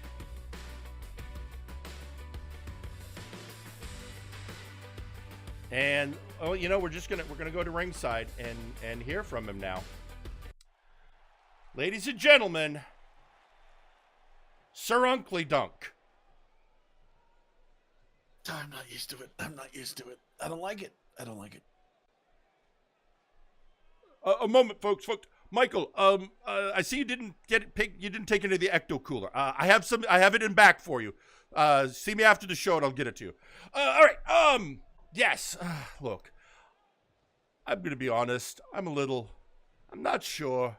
I know that I'm working at trying to make up for all the crap I pulled on everyone.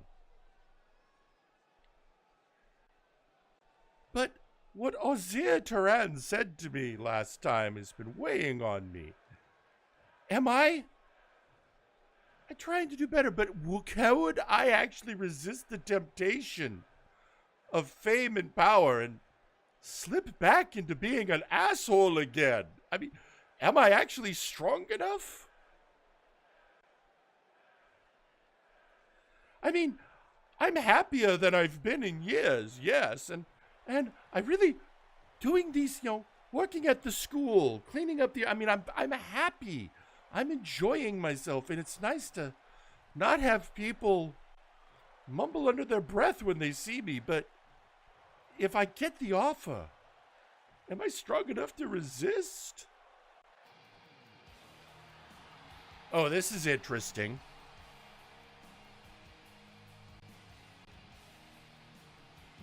Louis? It's Louis McDonald. I mean, let's remember, Unkley was an ass and hated, but nobody was as hated as Louis McDonald. And, well, he turned his life around. So, I mean, I'm sure both of these individuals are absolutely on Raphael Sampson's target list. So, sorry, I was on my phone there for a second. All right, Sure. let's see what Louis got to say now. Uh-huh.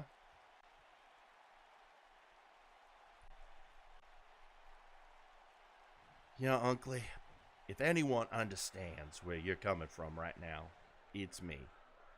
So, looking from the sidelines, I just want to give you my take.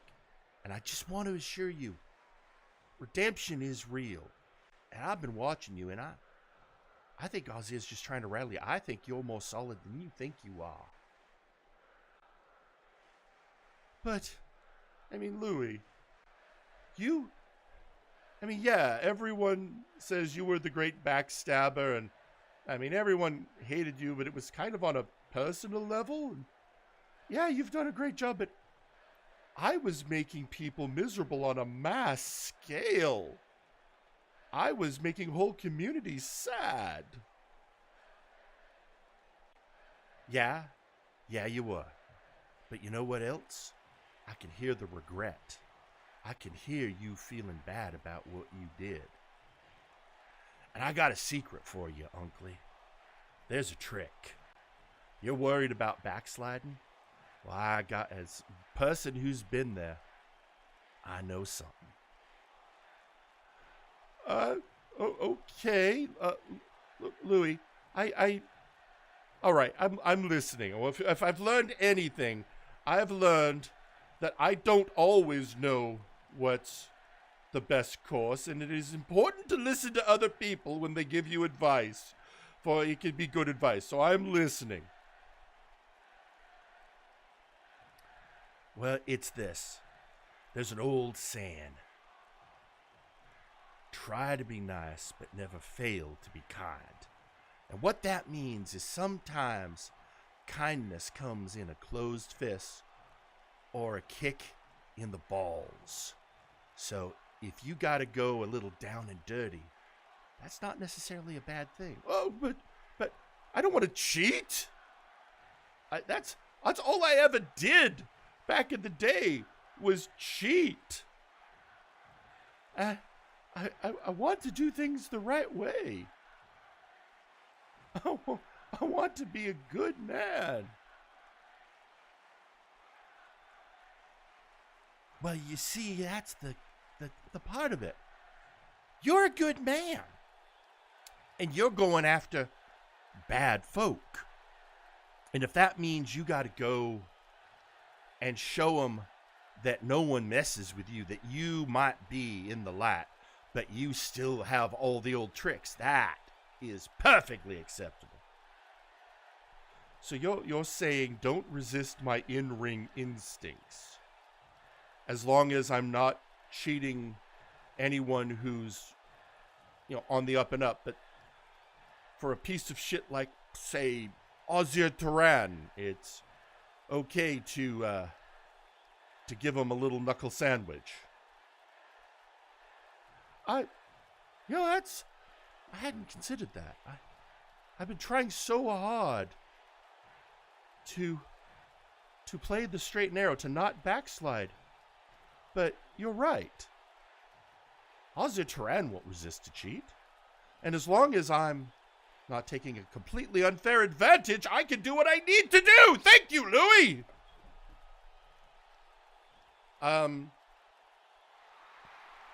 Okay, I think that was a good thing. Did that sound like a good thing? You're asking a very biased pundit at the moment. Well, I mean, that makes sense because I'm looking here on social media and I'm noticing on your account. I was hacked. I was hacked. It's because it definitely says boo with a lot of O's and then hashtag go away. I don't like you as a person. Yeah, no, that doesn't sound like me. I wouldn't say something like that. That's, that's fair. But also I'm getting this interesting social media post. I'm kind of working on here. It says Caliban 316 says, I just pwned your ass. Like as in from the guy from the other show? That guy from the other show. With the big green guy, yeah, and the other guy who was friends with our guy. Look, here's the thing you got to know what's going on over that show with the creation. Dr. Caliban keeps upgrading him. What like they gave him new fenders? Did he give him a BBL? What are we talking? He's like given him greater endurance, made him tougher, apparently made him stronger. Last week he won a match, or no, it was the week before the creation won a match, but the opponent hit his leg a lot, and so Dr. Caliban said, well, I'll have to replace that knee and increase his adrenaline output. So that kind of thing. So yeah, that's. But I'm not hearing anything about no Botox, no lip lifting. No. I mean, no squeeze and tuck. No. It's still the creation. He's okay. Well, he's still big, mean, and green. But apparently, really he had a bigger angry, ass. But really angry. He was really pulling for Jacob Elordi to win at the Oscars last night. And who? Oh, some guy was in this movie based on an old horror novel. Nah, I don't like movies or novels. Oh, well, I like to sit in my apartment alone and stare at pictures that I have of my old house that was burnt down. Okay. We'll and with that trauma dump, let's get ready for our next match. And folks, we had told you earlier that this match has a lot in it because we have a lot of matches coming up, including we have a match next week at the Go Home show when Osman Killick faces Tiki the Troll for their Best of 7 series. And there is a special prize at the end of that series, which we'll announce after one of them wins it. But we also have the Elimination Chamber coming up, and we have combatants in that, some of which are people with longtime rivalries. And what I'm saying is we have, in fact, put together a tag team match of unlikely allies as a showcase for the upcoming pay-per-view. Well, are you telling me that in wrestling, people that used to hate each other now hate each other less because they have someone else that they hate more? I mean, that's true, although this is, well, I'll try and fill you in on all the details as we head to ringside. Oh, boy. It gotta be so complicated.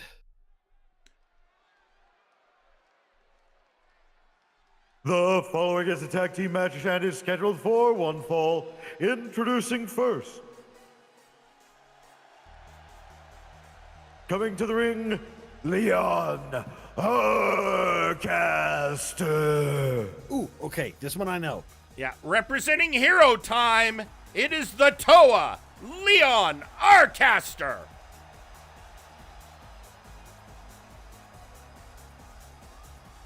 Okay, Leon, I remember.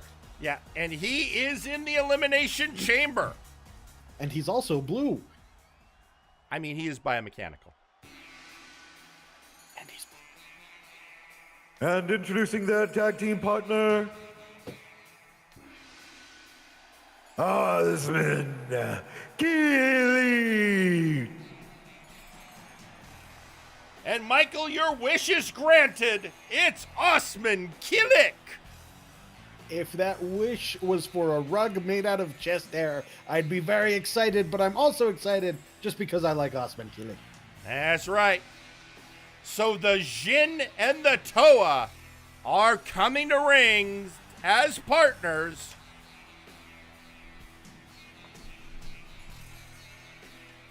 In anticipation of their matches coming up, Osman next week and Leon at Future Shock.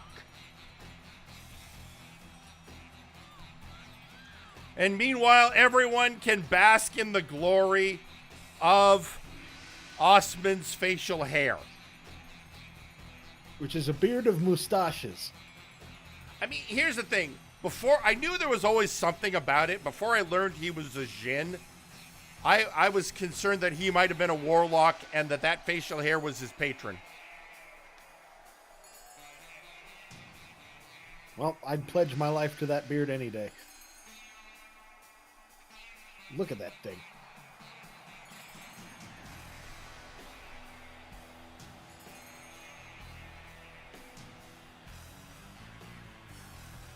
And, well, now for their opponents.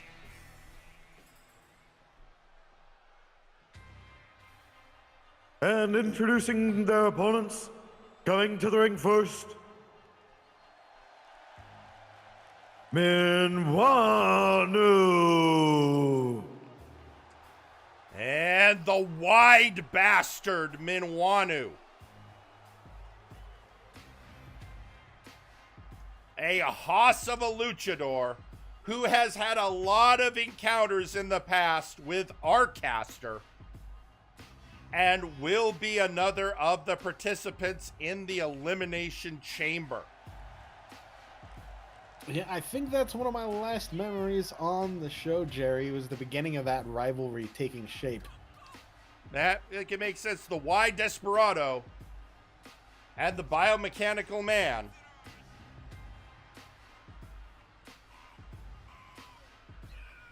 That Minwanu is indeed a wide bastard. Anamorphic, some would call him. For my cinephiles out there.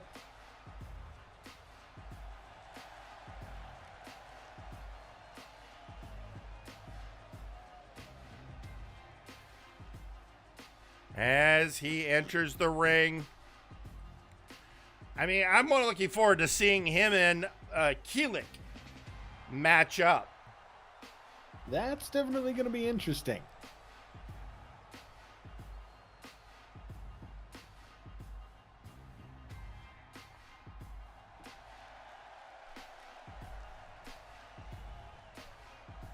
I asked him about this pose. He says he likes it because it emphasizes his wideness. Indeed it does. Indeed it does. Now, his partner, right? Yeah.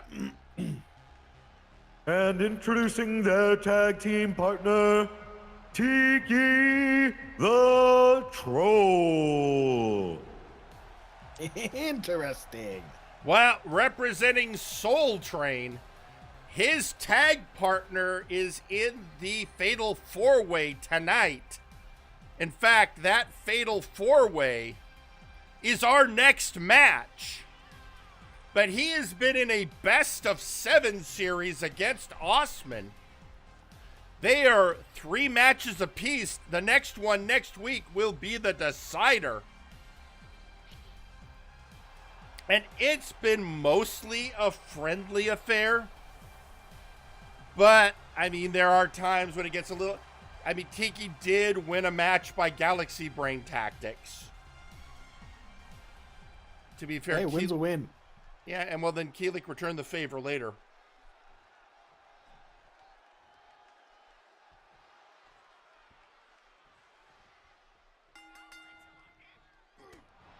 And, oh, we're starting out with these two longtime rivals.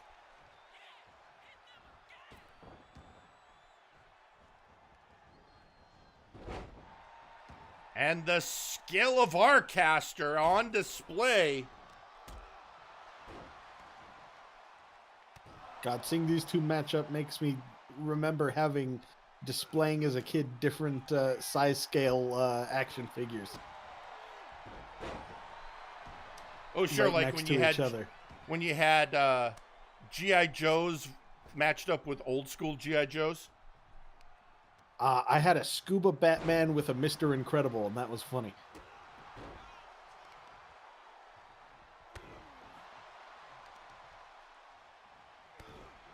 But immediately the wide bastard taking it to the legs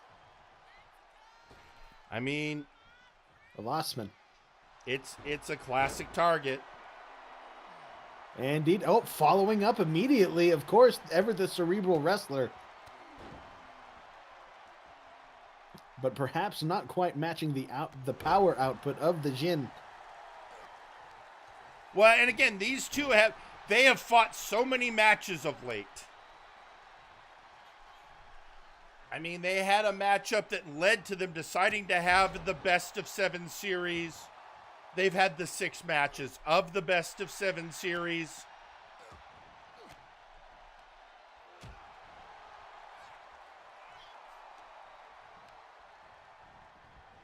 They're right now in with the Toa.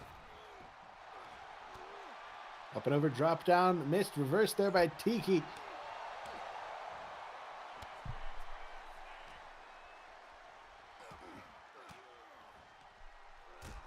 Our caster is doing well with that flurry of strikes, but seems to be lacking in the power department in this match. I mean, his specialty is he is a cruiser. Tiki is more of a submission specialist, but also a bit of a striker. Whoa! Middle miscalculation there.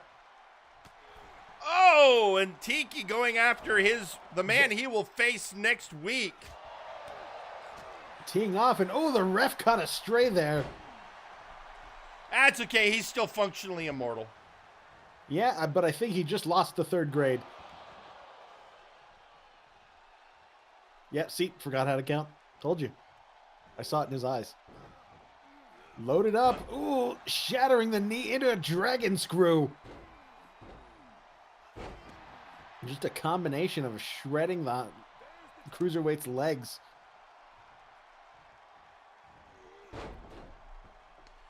And now, oh! We saw that a lot of times in their past matches. Well, Jerry, if anyone should know, you can't balance on a rope if you have no functional cartilage in your knee. I mean, that is a true... Oh, Minwanu! Wrapping him up! Osman with the save. Definitely an interesting mix Oh! of competitors we have going on here. Something tells me personal rivalries might make teamwork a little bit less cohesive. I mean, it's another tale as old a time in this business. Indeed, pulling on the limbs there. Oh, but also those personal rivalries can also just straight up do some damage. And I mean, that is also a true statement.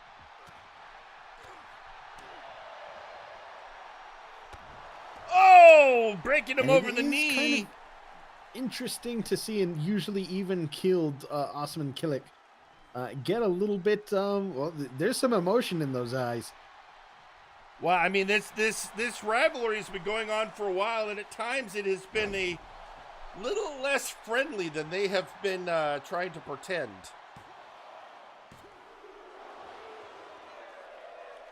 And with that 2 count, that was a close one. Yeah, that was a long 2.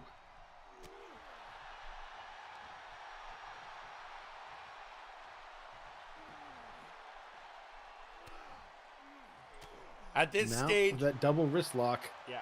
I mean, at this stage, they have fought each other so much recently. The wild card at this point is the tag element. Whoa! Oh, you weren't kidding when you said wild card. The strength of Minwanu. I mean, this is a hoss fight, but look at the size difference even with Osman. That's a 2 and a kick out there.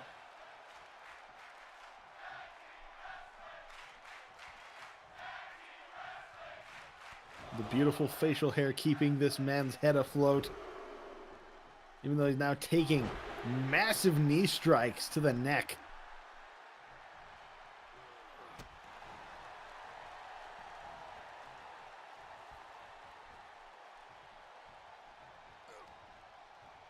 And oh, right in the gullet. Twice. Yeah, Osman proving he's not a schlub when it comes to striking either. No, although he also does like his submission moves. Winning many a match with the Janissary sling. But then again, that splash known as the Turkish Delight.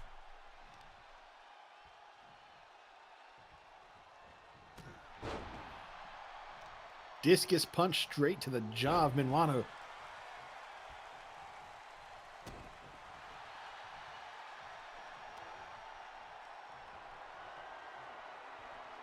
Oh, got the goozle. And a gut punch there. And well, he had him hoisted, but Osman got away. Oh! And one with that lung blower, but again, broken up by Arcaster. The tag element keeping things interesting here. Arcaster not gonna let his partner go down without a fight. Well, he wants to go into Future Shock with as much momentum as he can get. Yeah, that toe kick to the diaphragm definitely stunned Osman, but only for a moment now. Just bouncing the head off the mat. I mean, Osman is going to take anything lying down.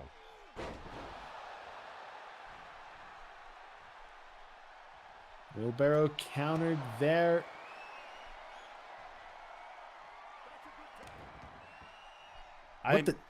What just happened? I'm not sure. I think Did he Leon Arcaster just... Did he just reboot a troll?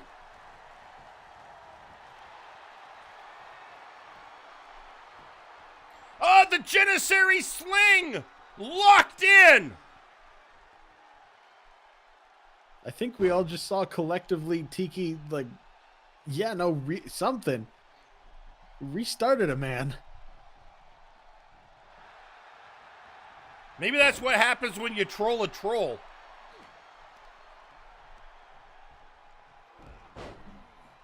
Troll overlord.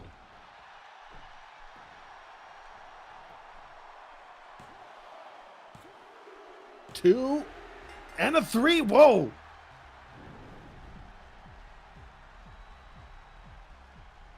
And your winners, the team of Tiki the Troll and Minwanu. Well, a victory for the troll and the wide bastard. And I think that's Tiki sending a message to Osman to get ready for next week.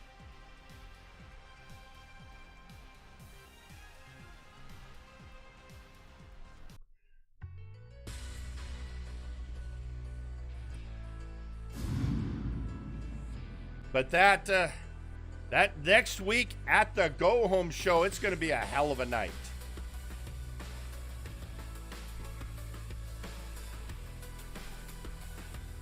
Yeah, let's hope I can be there. Hopefully. Yeah. Well, we'll see. We're hoping. I think Unkley did offer to give you a ride if you need it. No, I'd rather ride a bicycle 20 miles. Well, we've been talking all night about that Elimination Chamber match, and we've seen a lot of the various people who are going to be in it, but we do have one more person who is going to be in that Elimination Chamber match who would like to come out and say something to the crowd. And I do think you remember this person as well. Oh boy, who's it gonna be? Well, let's head to ringside, I suppose. Yeah, and let's hear from the living nightmare, Necrom. Okay.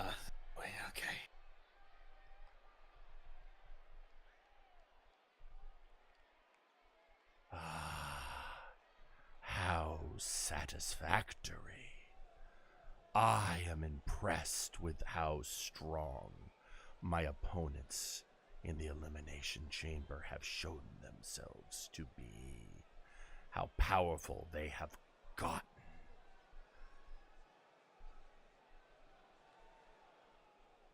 I look forward to facing them all in that match.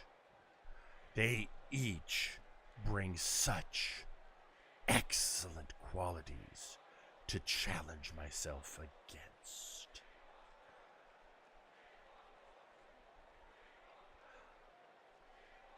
Nakano Kirishima has drive and strength.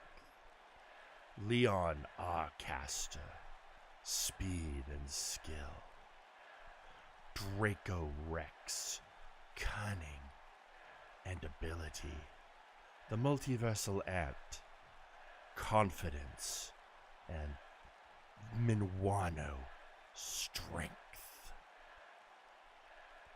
All worthy opponents. All people I will feel satisfied matching myself against. But make no mistake. Come that night on the 31st, Future Shock, none will compare to me. If any of them want to win the chamber, they're going to have to give it their all. They're going to have to, as they say, leave it on the mat. They need to be willing to die for it. Yeah, no, just a completely normal night here in MNW, Michael. All right, add death threat to the bingo board. I mean, death threat or just saying that's how hard they're going to have to go if they want to beat him. Yeah, death threat / you're going to have to kill me. I mean, that's, you know. Yeah, that is how it goes. But listen, that chamber match, that's going to be whew. Oh, it's going to be an amazing match that night. But we have an amazing match we have to go to right now. Because it's time for the penultimate match. And that is going to be our fatal four-way to challenge for Johan Mjoln's Nexus Titan Championship. So let's, well, say it with me, Michael. Let's head to ringside. Whoa. Oh, I didn't know which let's you were doing. I was confused. The other one, let's just say when it gets to main event time, I'm very happy you're back. But for now, okay. No, we're just going to head to ringside.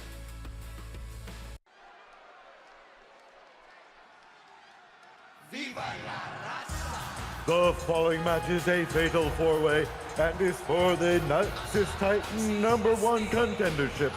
Introducing first, the Latino B, Buck Bumble. Viva la raza. He fly, he be, he sting. Hell, you know what? It's been so long. Michael, say it for me. There are bees! There are bees, and it is Buck Bumble, the first person to step up and accept the challenge of this match.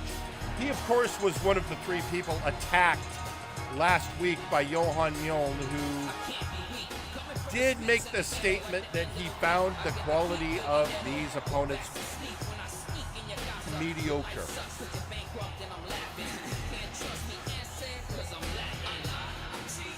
But I think they have something else to say.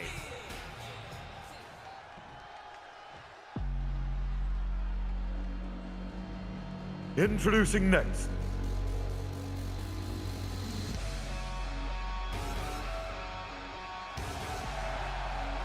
Punk Master Ghost. You remember the Punky Phantom? Oh yeah, I remember PM Ghost.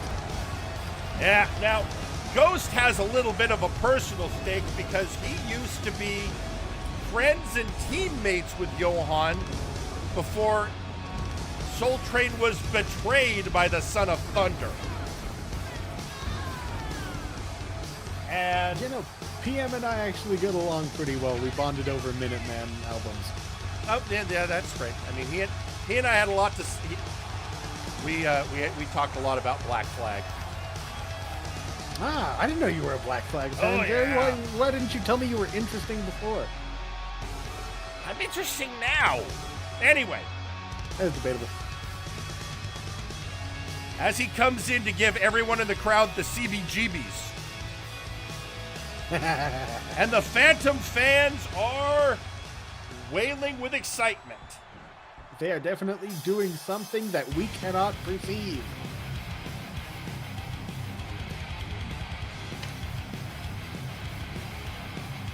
Introducing next,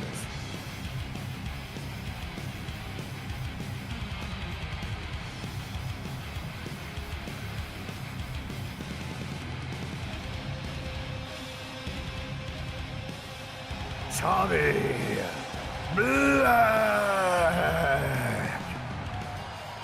The Ginger Boy, the man Johan took the Nexus Titan belt off. So, Michael, what happened? They had a hammer match. A what?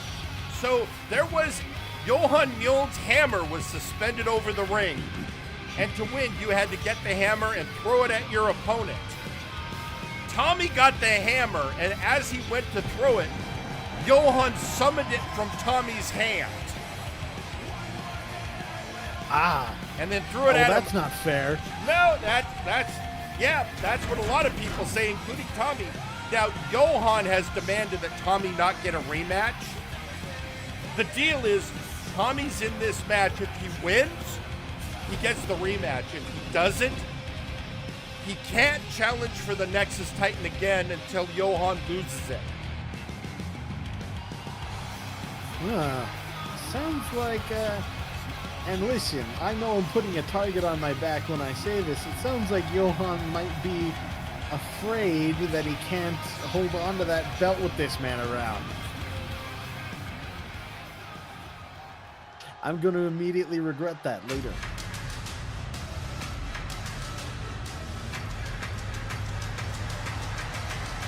And introducing next, Malice Prime. Beep, beep. And now it is time to roll out for the vehicular incident, Unmitigated Malice Prime. Listen, no matter how despicable this bot can be, you gotta just look at him. You gotta enjoy that. Kids want action figures of that. Well, here's the thing. Johan called his opponents mediocre. That was before Malice was announced as the fourth entrant.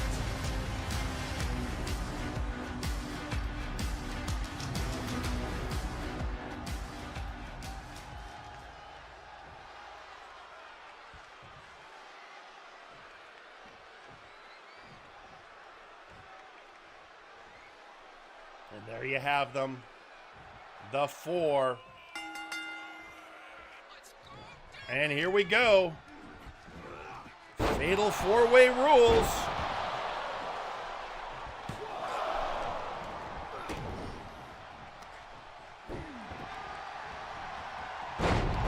So, who do you like? The Mad Lad of London, the Latino Bee, the Vehicular Incident, or the Punky Phantom? Do I like the Undead Phantasm, the Insect, the robot with the personality perfectly crafted to kill people, or the guy? Yeah. I'm going to go with the guy, actually, this time. All right, fair enough. I mean, Tommy, listen, there's so much chaos in the ring right now, and who's the one here, despite being a human being, that thrives in chaos? Well, I mean, that is true, especially if somebody makes the mistake of invoking the Crimson Right. Let's just say there's a lot of sharp bobs, hard edges, and people who will inevitably pull out bats to make that happen.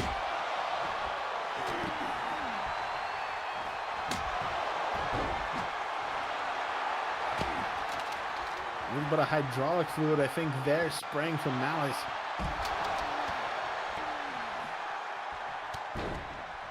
Meanwhile, in the ring there, the Latino Bee. I mean, no one should ever sleep on Buck Bumble, because it is Viva la Absolutely Revolution.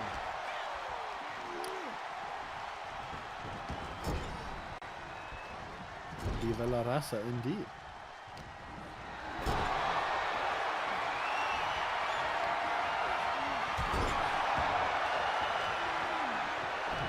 Oh, going for the choke on the Ghost.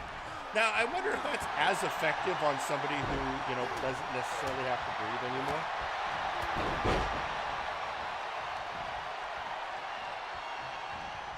Yeah, especially I mean, I think even as a robot. Oop. yeah. I mean, I think the Ghost breathes, but it's only recreational. Sorry, I just started writing a movie in my head about a town being taken over by robots and then ghosts defend the town, so I'm just going to put that away. I mean, fair enough.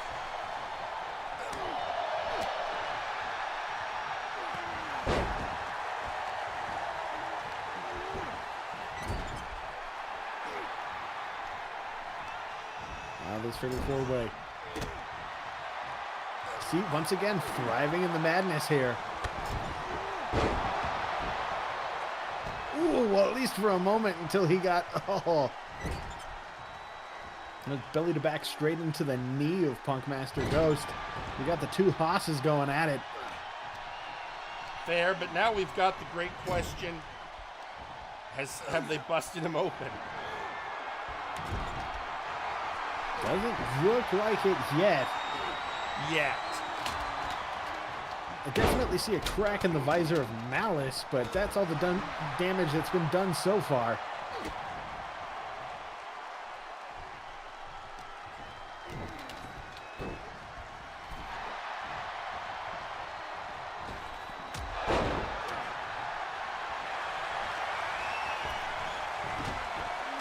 Oh, and our first pin attempt here. Two, just a 2 count there. Punkmaster Ghost not out of this yet.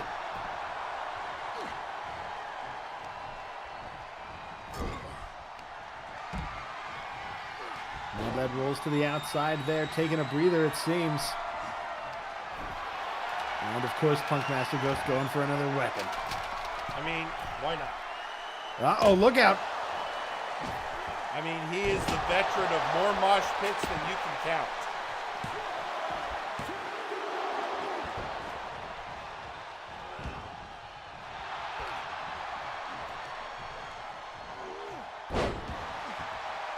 Yeah, no, wait a minute. Now that I think about it, I think PM Ghost's the one who kicked my keys into my leg at Sabaton.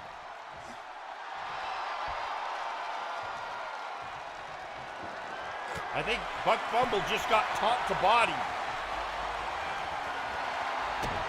Absolutely now. Ooh. Kind of shred the forearm there.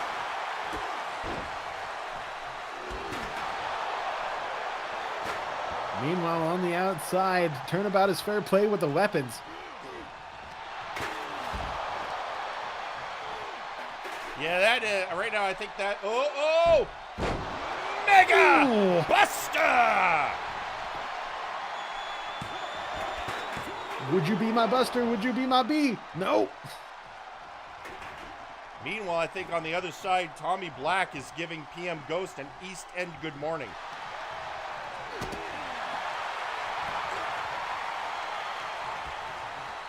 Something tells me they're both enjoying this more than they should be. Possibly. If you told me they went to shows together, I wouldn't be surprised. Oh! And Buck just throws the chair. That went straight into his hand, by the way. Oh! Well, someone hit the on switch on the proverbial blender there. Oh! Jawbreaker on the B. Would that be a mandible breaker? Anatomically, yes. Nomenclature, probably not.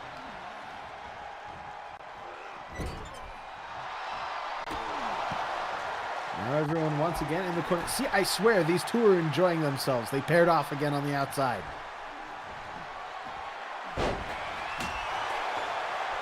Well, as long as they keep an eye, this is still one fall to a finish. Yeah, And if they the don't Hosses, pay- though, tossing each other around. Well, that Ooh, was, bad timing. that was an interesting choice by Punk Master. Well, then again, he's been hit in the head about 15 times in the past 2 minutes. So I don't think him or the Mad Lad are doing well. I mean, look. I once asked him, so, how did you die? And his answer was, like a boss. Yeah, no, he told me like a cool dude. Yeah.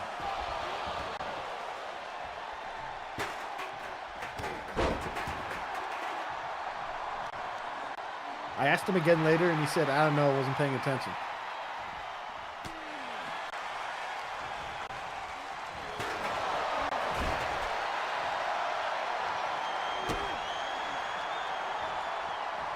Meanwhile, pairs have switched here.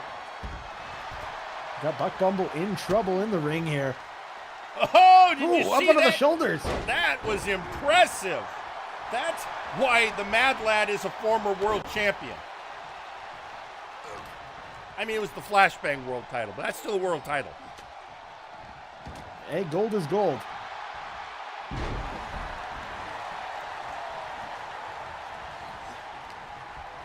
Yeah, nothing against the Crimson Phoenix, their current champion.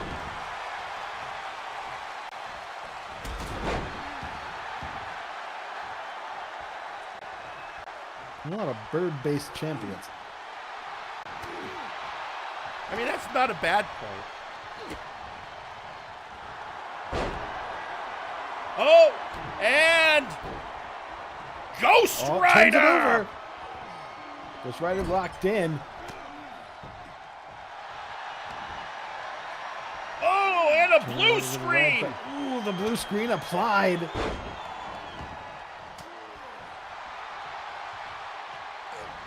The house, it is being cleaned. And, oh, and on Buck again, another Mega Buster! B being busted, of course, immediately I'm more, changed up there. I think Tommy was saying, oh, yo, I'm right here. Well, now he's saying it in a way that Malice will have to listen to.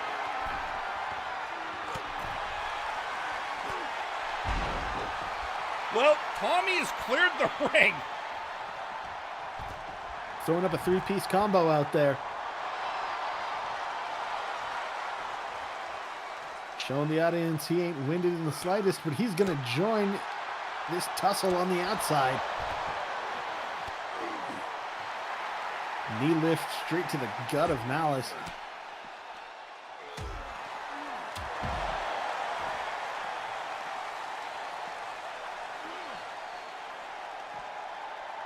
The Ghost. Oh, there we go. Getting a release suplex and a running bulldog.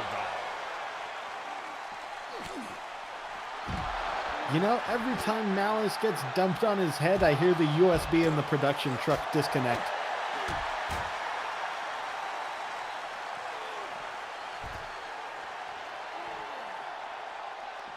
Oh, and I don't think Tommy realized that Malice was back up and functional.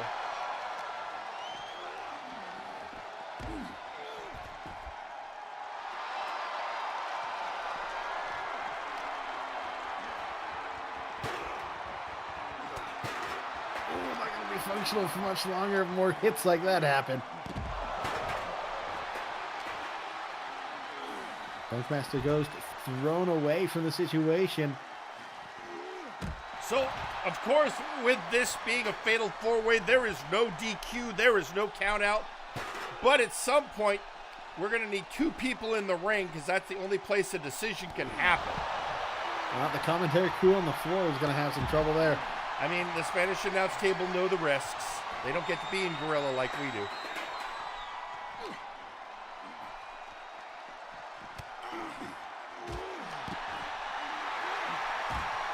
Wait a minute. Did we move the office? Are we in Gorilla now? I talk too much shit to be standing in Gorilla. Don't worry. We have, you see those pylons around us? Oh, no, we have a force field now. Yeah, it will at least prevents any violence from actually happening here in the booth. Okay, good. It has weirdly not stopped Registered Anon from stopping by a couple of times.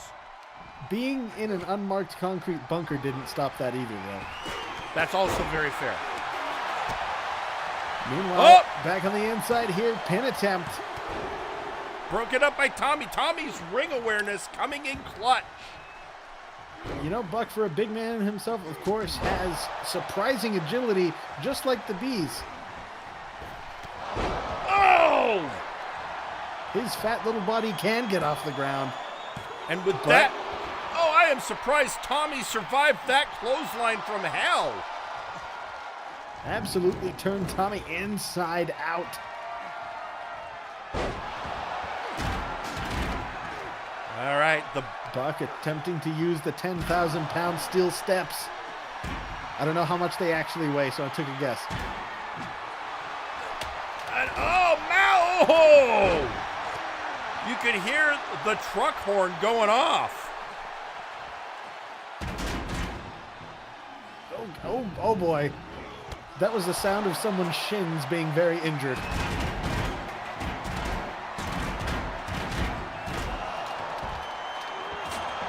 Oh, well. That thing is oh my God. Oh.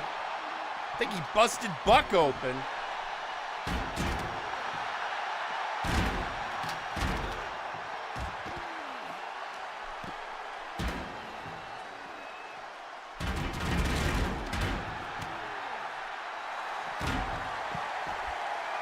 Buck planted on the apron there. Malice. I think we've got a Tommy. London Dungeon. Dungeon. No, Tommy has him in a triangle. Yeah, he's got him in it. He's got him in the Mad Lad lock, but doesn't count on the outside. Same as this Ghost Rider's not going to help him on the outside. Decision has to be in the ring. Yeah, you can soften your opponent up, but you want the win, you have to be in the ring, and this is becoming a, shall we say, bloody affair. Loaded up. Now to the audience. Ooh, into the barricade. I mean, let's be fair.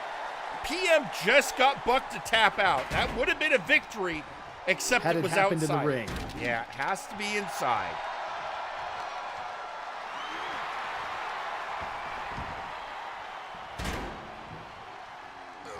But for that one minor technicality, the Ghost would be going to Future. Looks like, oh! ooh, Mad Lad kick on Malice, going for the pin. 1, 2. 2. Oh, Oh, we're getting it. yeah, He's seeing the broken up by shaker. PM. It is going Buck. Oh, he was going Oh. Buck Wild, but got stopped. Yeah, nearly tripped over Malice there. Oh, the Ghost Rider again, but the Ginger Boy right there. Yeah, good ring awareness from Ginger Boy. Tommy. Go to the outside. Would he get pissed at me if I called him Thomas? I think as long as you said it with respect. Okay.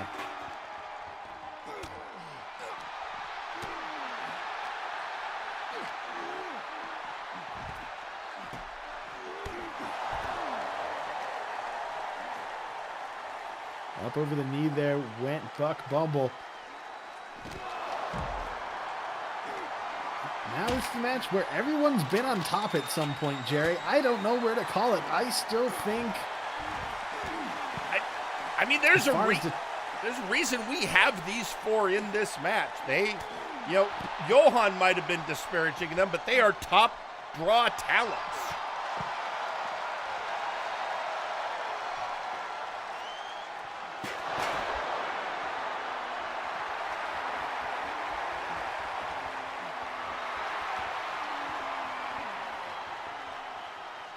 Well, I think any of these four, given the right amount of motivation, could go into that match.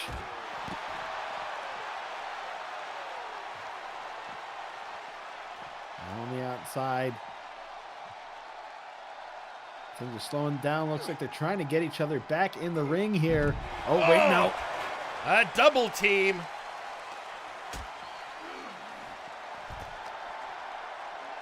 Ooh, oh boy. Oh, that looked nasty. Did you see how hard Ginger Boy's head hit the barricade?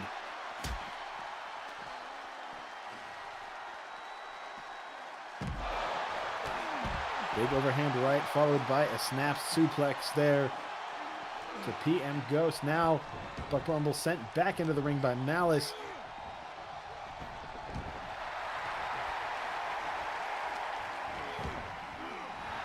Oh, and Malice thrown in by PM. Well, the Mad Ginger Mountain to be there with Fez press, a couple right hands to the face. Blue screen. Blue screen locked in tight, but no, broken up there. Blue screen blocked by a blue person. Well, Ghost. Somebody somewhere's going doody-dee, doody-da. I'm going to say, and a blue little ring with some blue little ring posts. And neck breaker on Malice.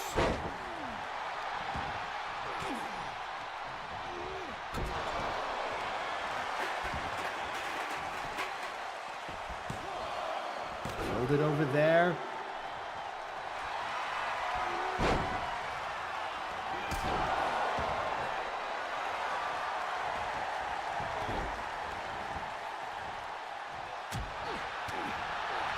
Now that spinning heel kick, just about not enough. And oh! Here it Oh, goes! flying octopus hold. Also known as the London Dungeon.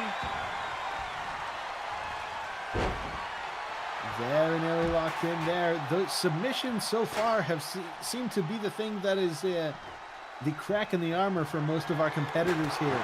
I've already seen Buck tap out to one, though it was on the outside. Yeah.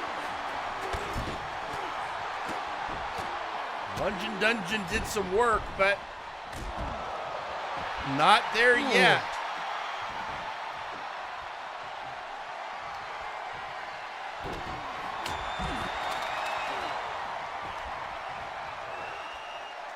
Massive lariat there, laying out PM now on the outside.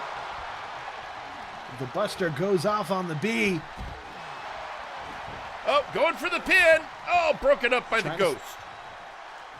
Yeah, went in, tried to steal the pin off Malice there, but now folding it over here. Ghost Rider, but before he could fully lock it in, Buck broke it up. And now a with the B-hug. Jinx.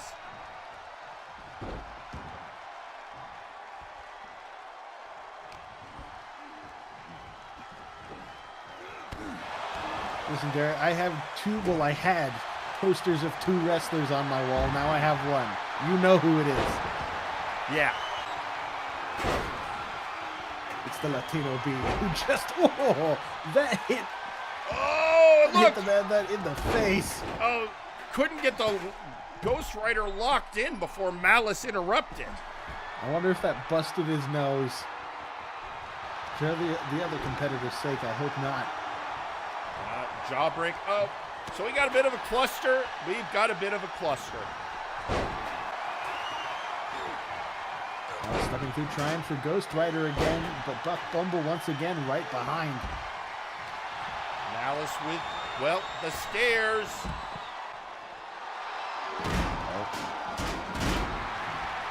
Malice not quite right. Is that attempted tossing of the stairs? Ninja Boy now sliding to the outside, grabs a hold. PM Ghost. Getting him back in. Well, again, you got to win it in the ring. Absolutely. Oh, and again with the London Dungeon. London Dungeon locked in that modified triangle sleeper. Oh, he tapped!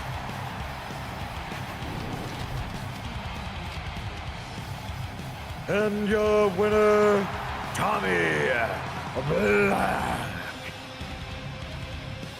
The one person Johan didn't want to face. Thriving in chaos. And no one invoked the Crimson Right, and Tommy still won.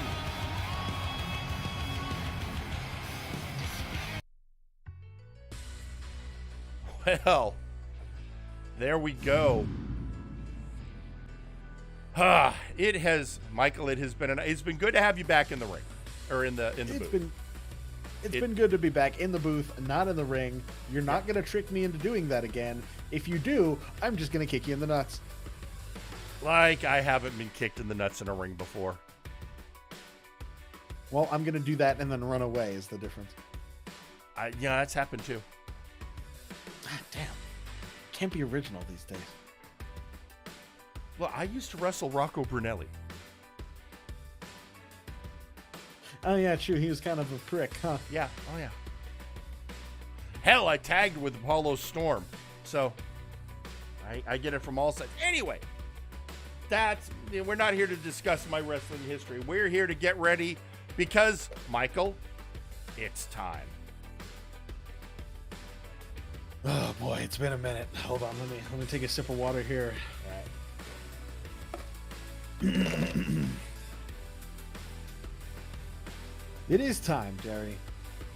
It's time for your main event! And everybody in the crowd, say it with me. Let's do this!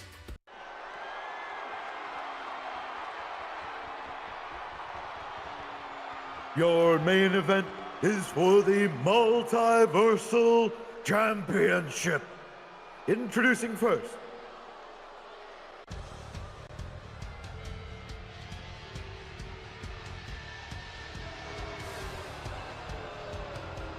it's Devin. There he is. Michael, I will say this about Devin. I mean, this is a man who's in my office every week, always looking for his next opportunity Always, and he doesn't, I mean, he'll take on anyone, any challenge, anything. And when he loses, he's right back next week going, all right, what's next? Definitely determined. Definitely ready to do what he can at all times. But unfortunately, the person he's facing does not care about anyone else's attitude. And introducing their opponent, they are the Multiversal Champion,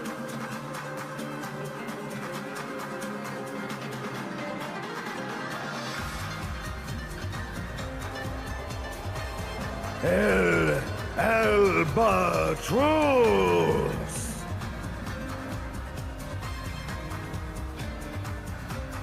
And he won on an interesting cash-in. He had the Mega Money in the Big Bank briefcase. Blue Hood had the Wish. They used them at the same time, but Alba just got there first.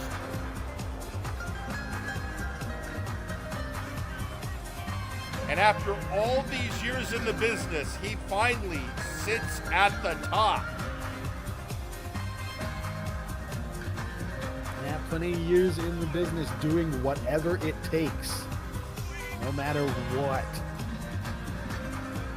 Not just determined, but willing to throw anything and everything away for a win.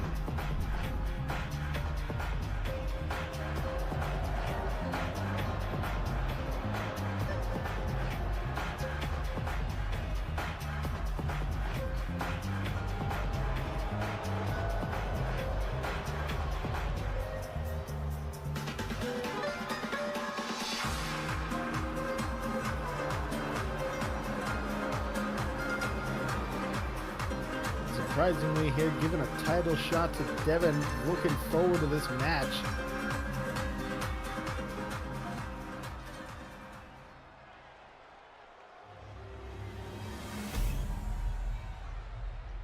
That's what it's all about, the Multiversal Heavyweight Championship.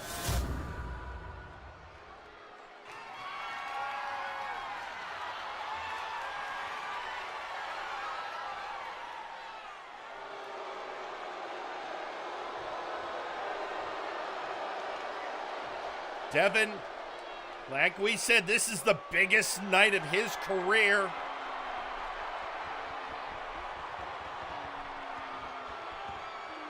There's your champion, El Albatross.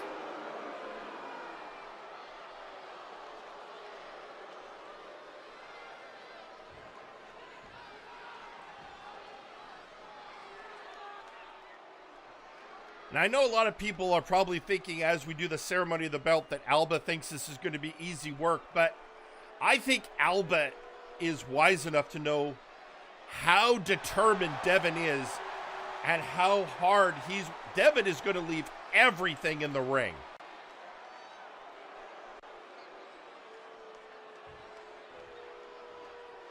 I was trying to think of something to say in Spanish, but all I could come up with were curse words that should not be said on television.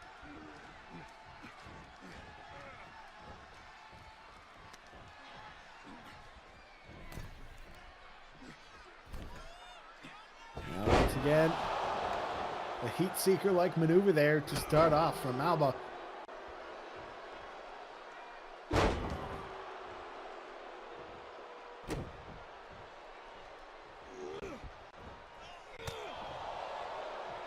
Immediately trying to take the legs out from under.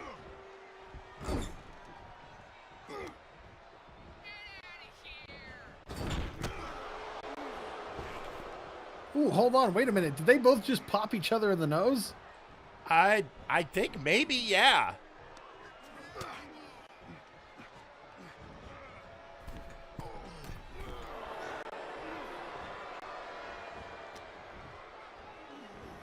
I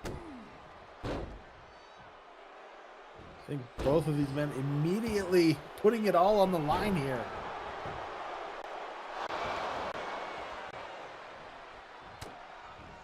Did one count there and a kick. And Oh! Hoisted up and ooh. There's tailbone right on the knee.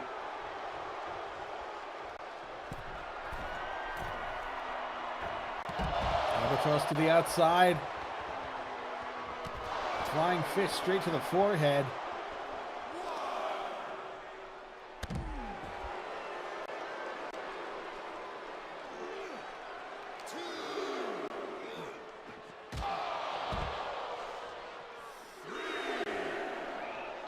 Of course, Joe, you got champion's advantage, so if a count out were to happen. I mean, this is, that's what a champion's advantage is all about. Both competitors rolling back into the center here. Both were just on the outside exchanging strikes. Now toe kick to the gut from Devin. The challenger loading up here for a springboard. Springboard uppercut. Oh! Finding its place on the jaw as well as that heel kick. All right, I think that was a common, Gary. I mean, Devin is good at that kind of thing. His MMA background coming into play.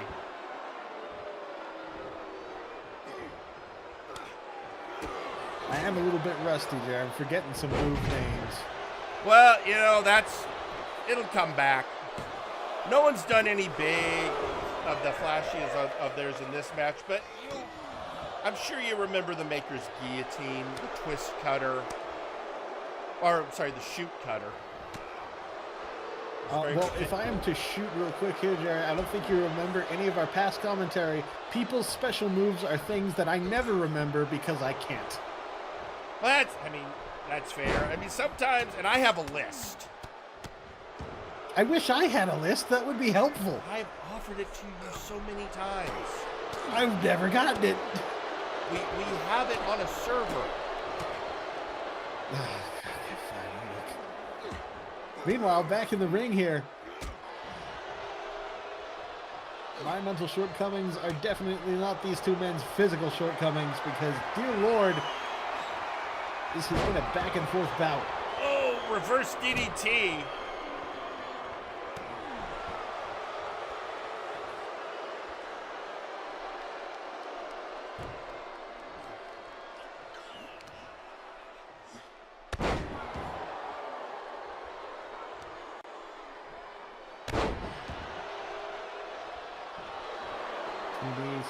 Driving the head into the mat here.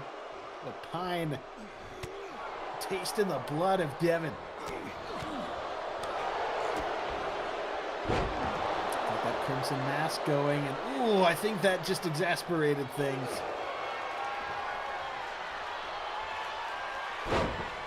Alba twisting into the neck breaker very slowly there.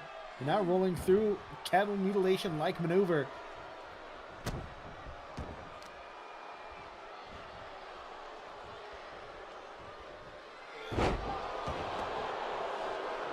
And whoever was the weirdo who named that move, I hope you're no longer in polite society.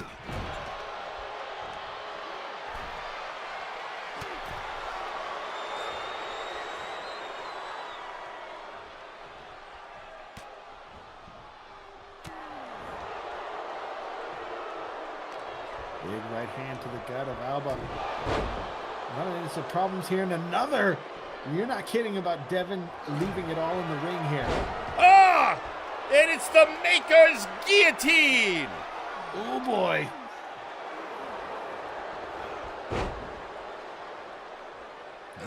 Snapmare through. Good Devin, good counter.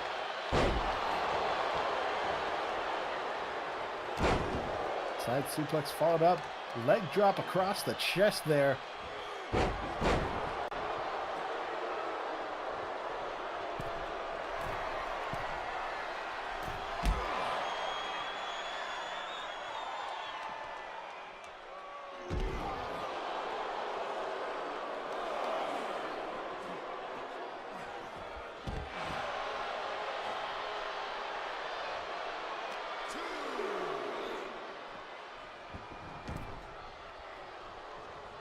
These two really giving it their all. I believe both men bleeding.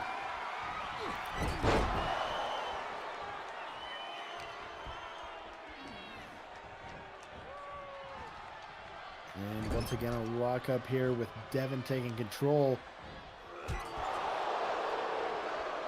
Do you have anyone in particular for this, Jared? Do you think Devin has what it takes? You see things like that. This is a tricky one. Of course, Alba is the lucha legend. But I've been dealing with Devin nonstop for over a year now. Like I said, every week. And if wealth was counted in sheer determination, he would be one of the richest men in the multiverse. Is that determination enough when you're facing an opponent? Well, that is always veteran status. I mean, always the question, but this is also classic Devin. It's an opportunity he made himself. Oh! Going for a off-the-top rope shoot cutter blocked by El Albatros. Followed up by a couple of kicks, trying to keep Devin on the mat for his own high-flying offense. Flying double axe handle to the back of the head there.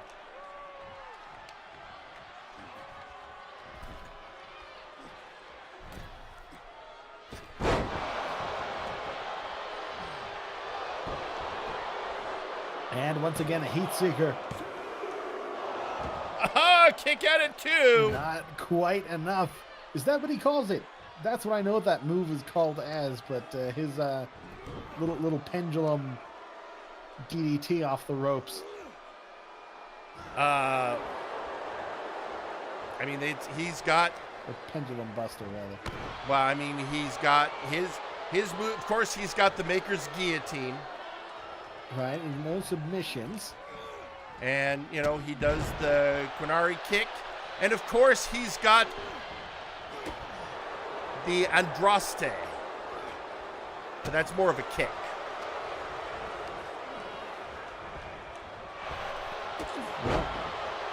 And we're speaking of Alba, right? Yes. Because with Devin, again, it's the shoot cutters that he specializes in. Gotcha. Just he tends to pull out that rope-assisted pile driver quite a lot. Now stomp to the gut here. Alba signaling he's taking his shot.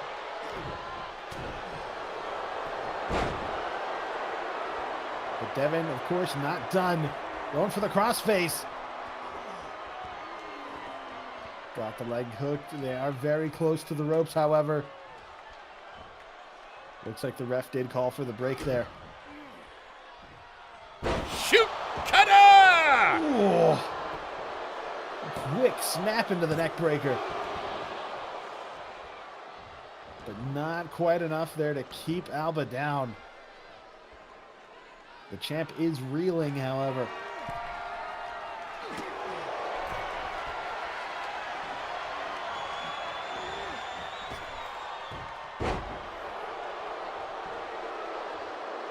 Hurricane Rana from the champ. This could be it.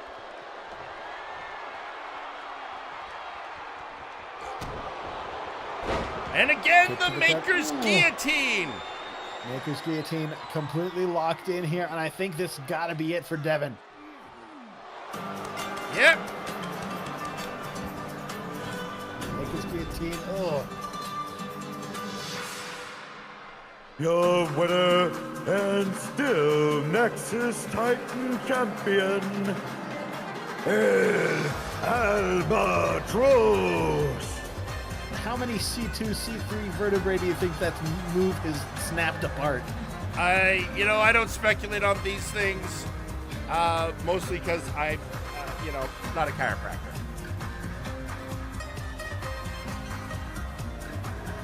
Well, Devin, despite all the determination, could not stand the pain of his head being forcefully ejected from its body.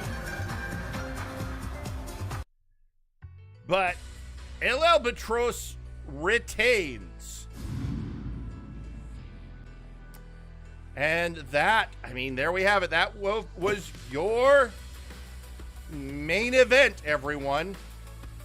And we have only 2 more weeks. We have only 1 more show before Future Shock. What the hell? You see what's happening? Why, Phyllis, why is he coming to the ring? Who? No, he's got a microphone. We can't No, stop. we're done. The main event happened. No, we have to. He's Tell coming. whoever it is that I will personally make sure that they don't. I'm probably making a mistake, aren't I? Yeah, because the person you want to tell that to is the Blue Hood. Oh, God damn it.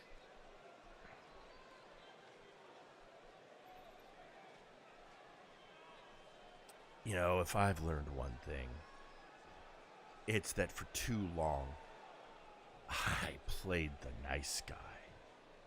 That I was satisfied to play by the rules. But that was Daver, man.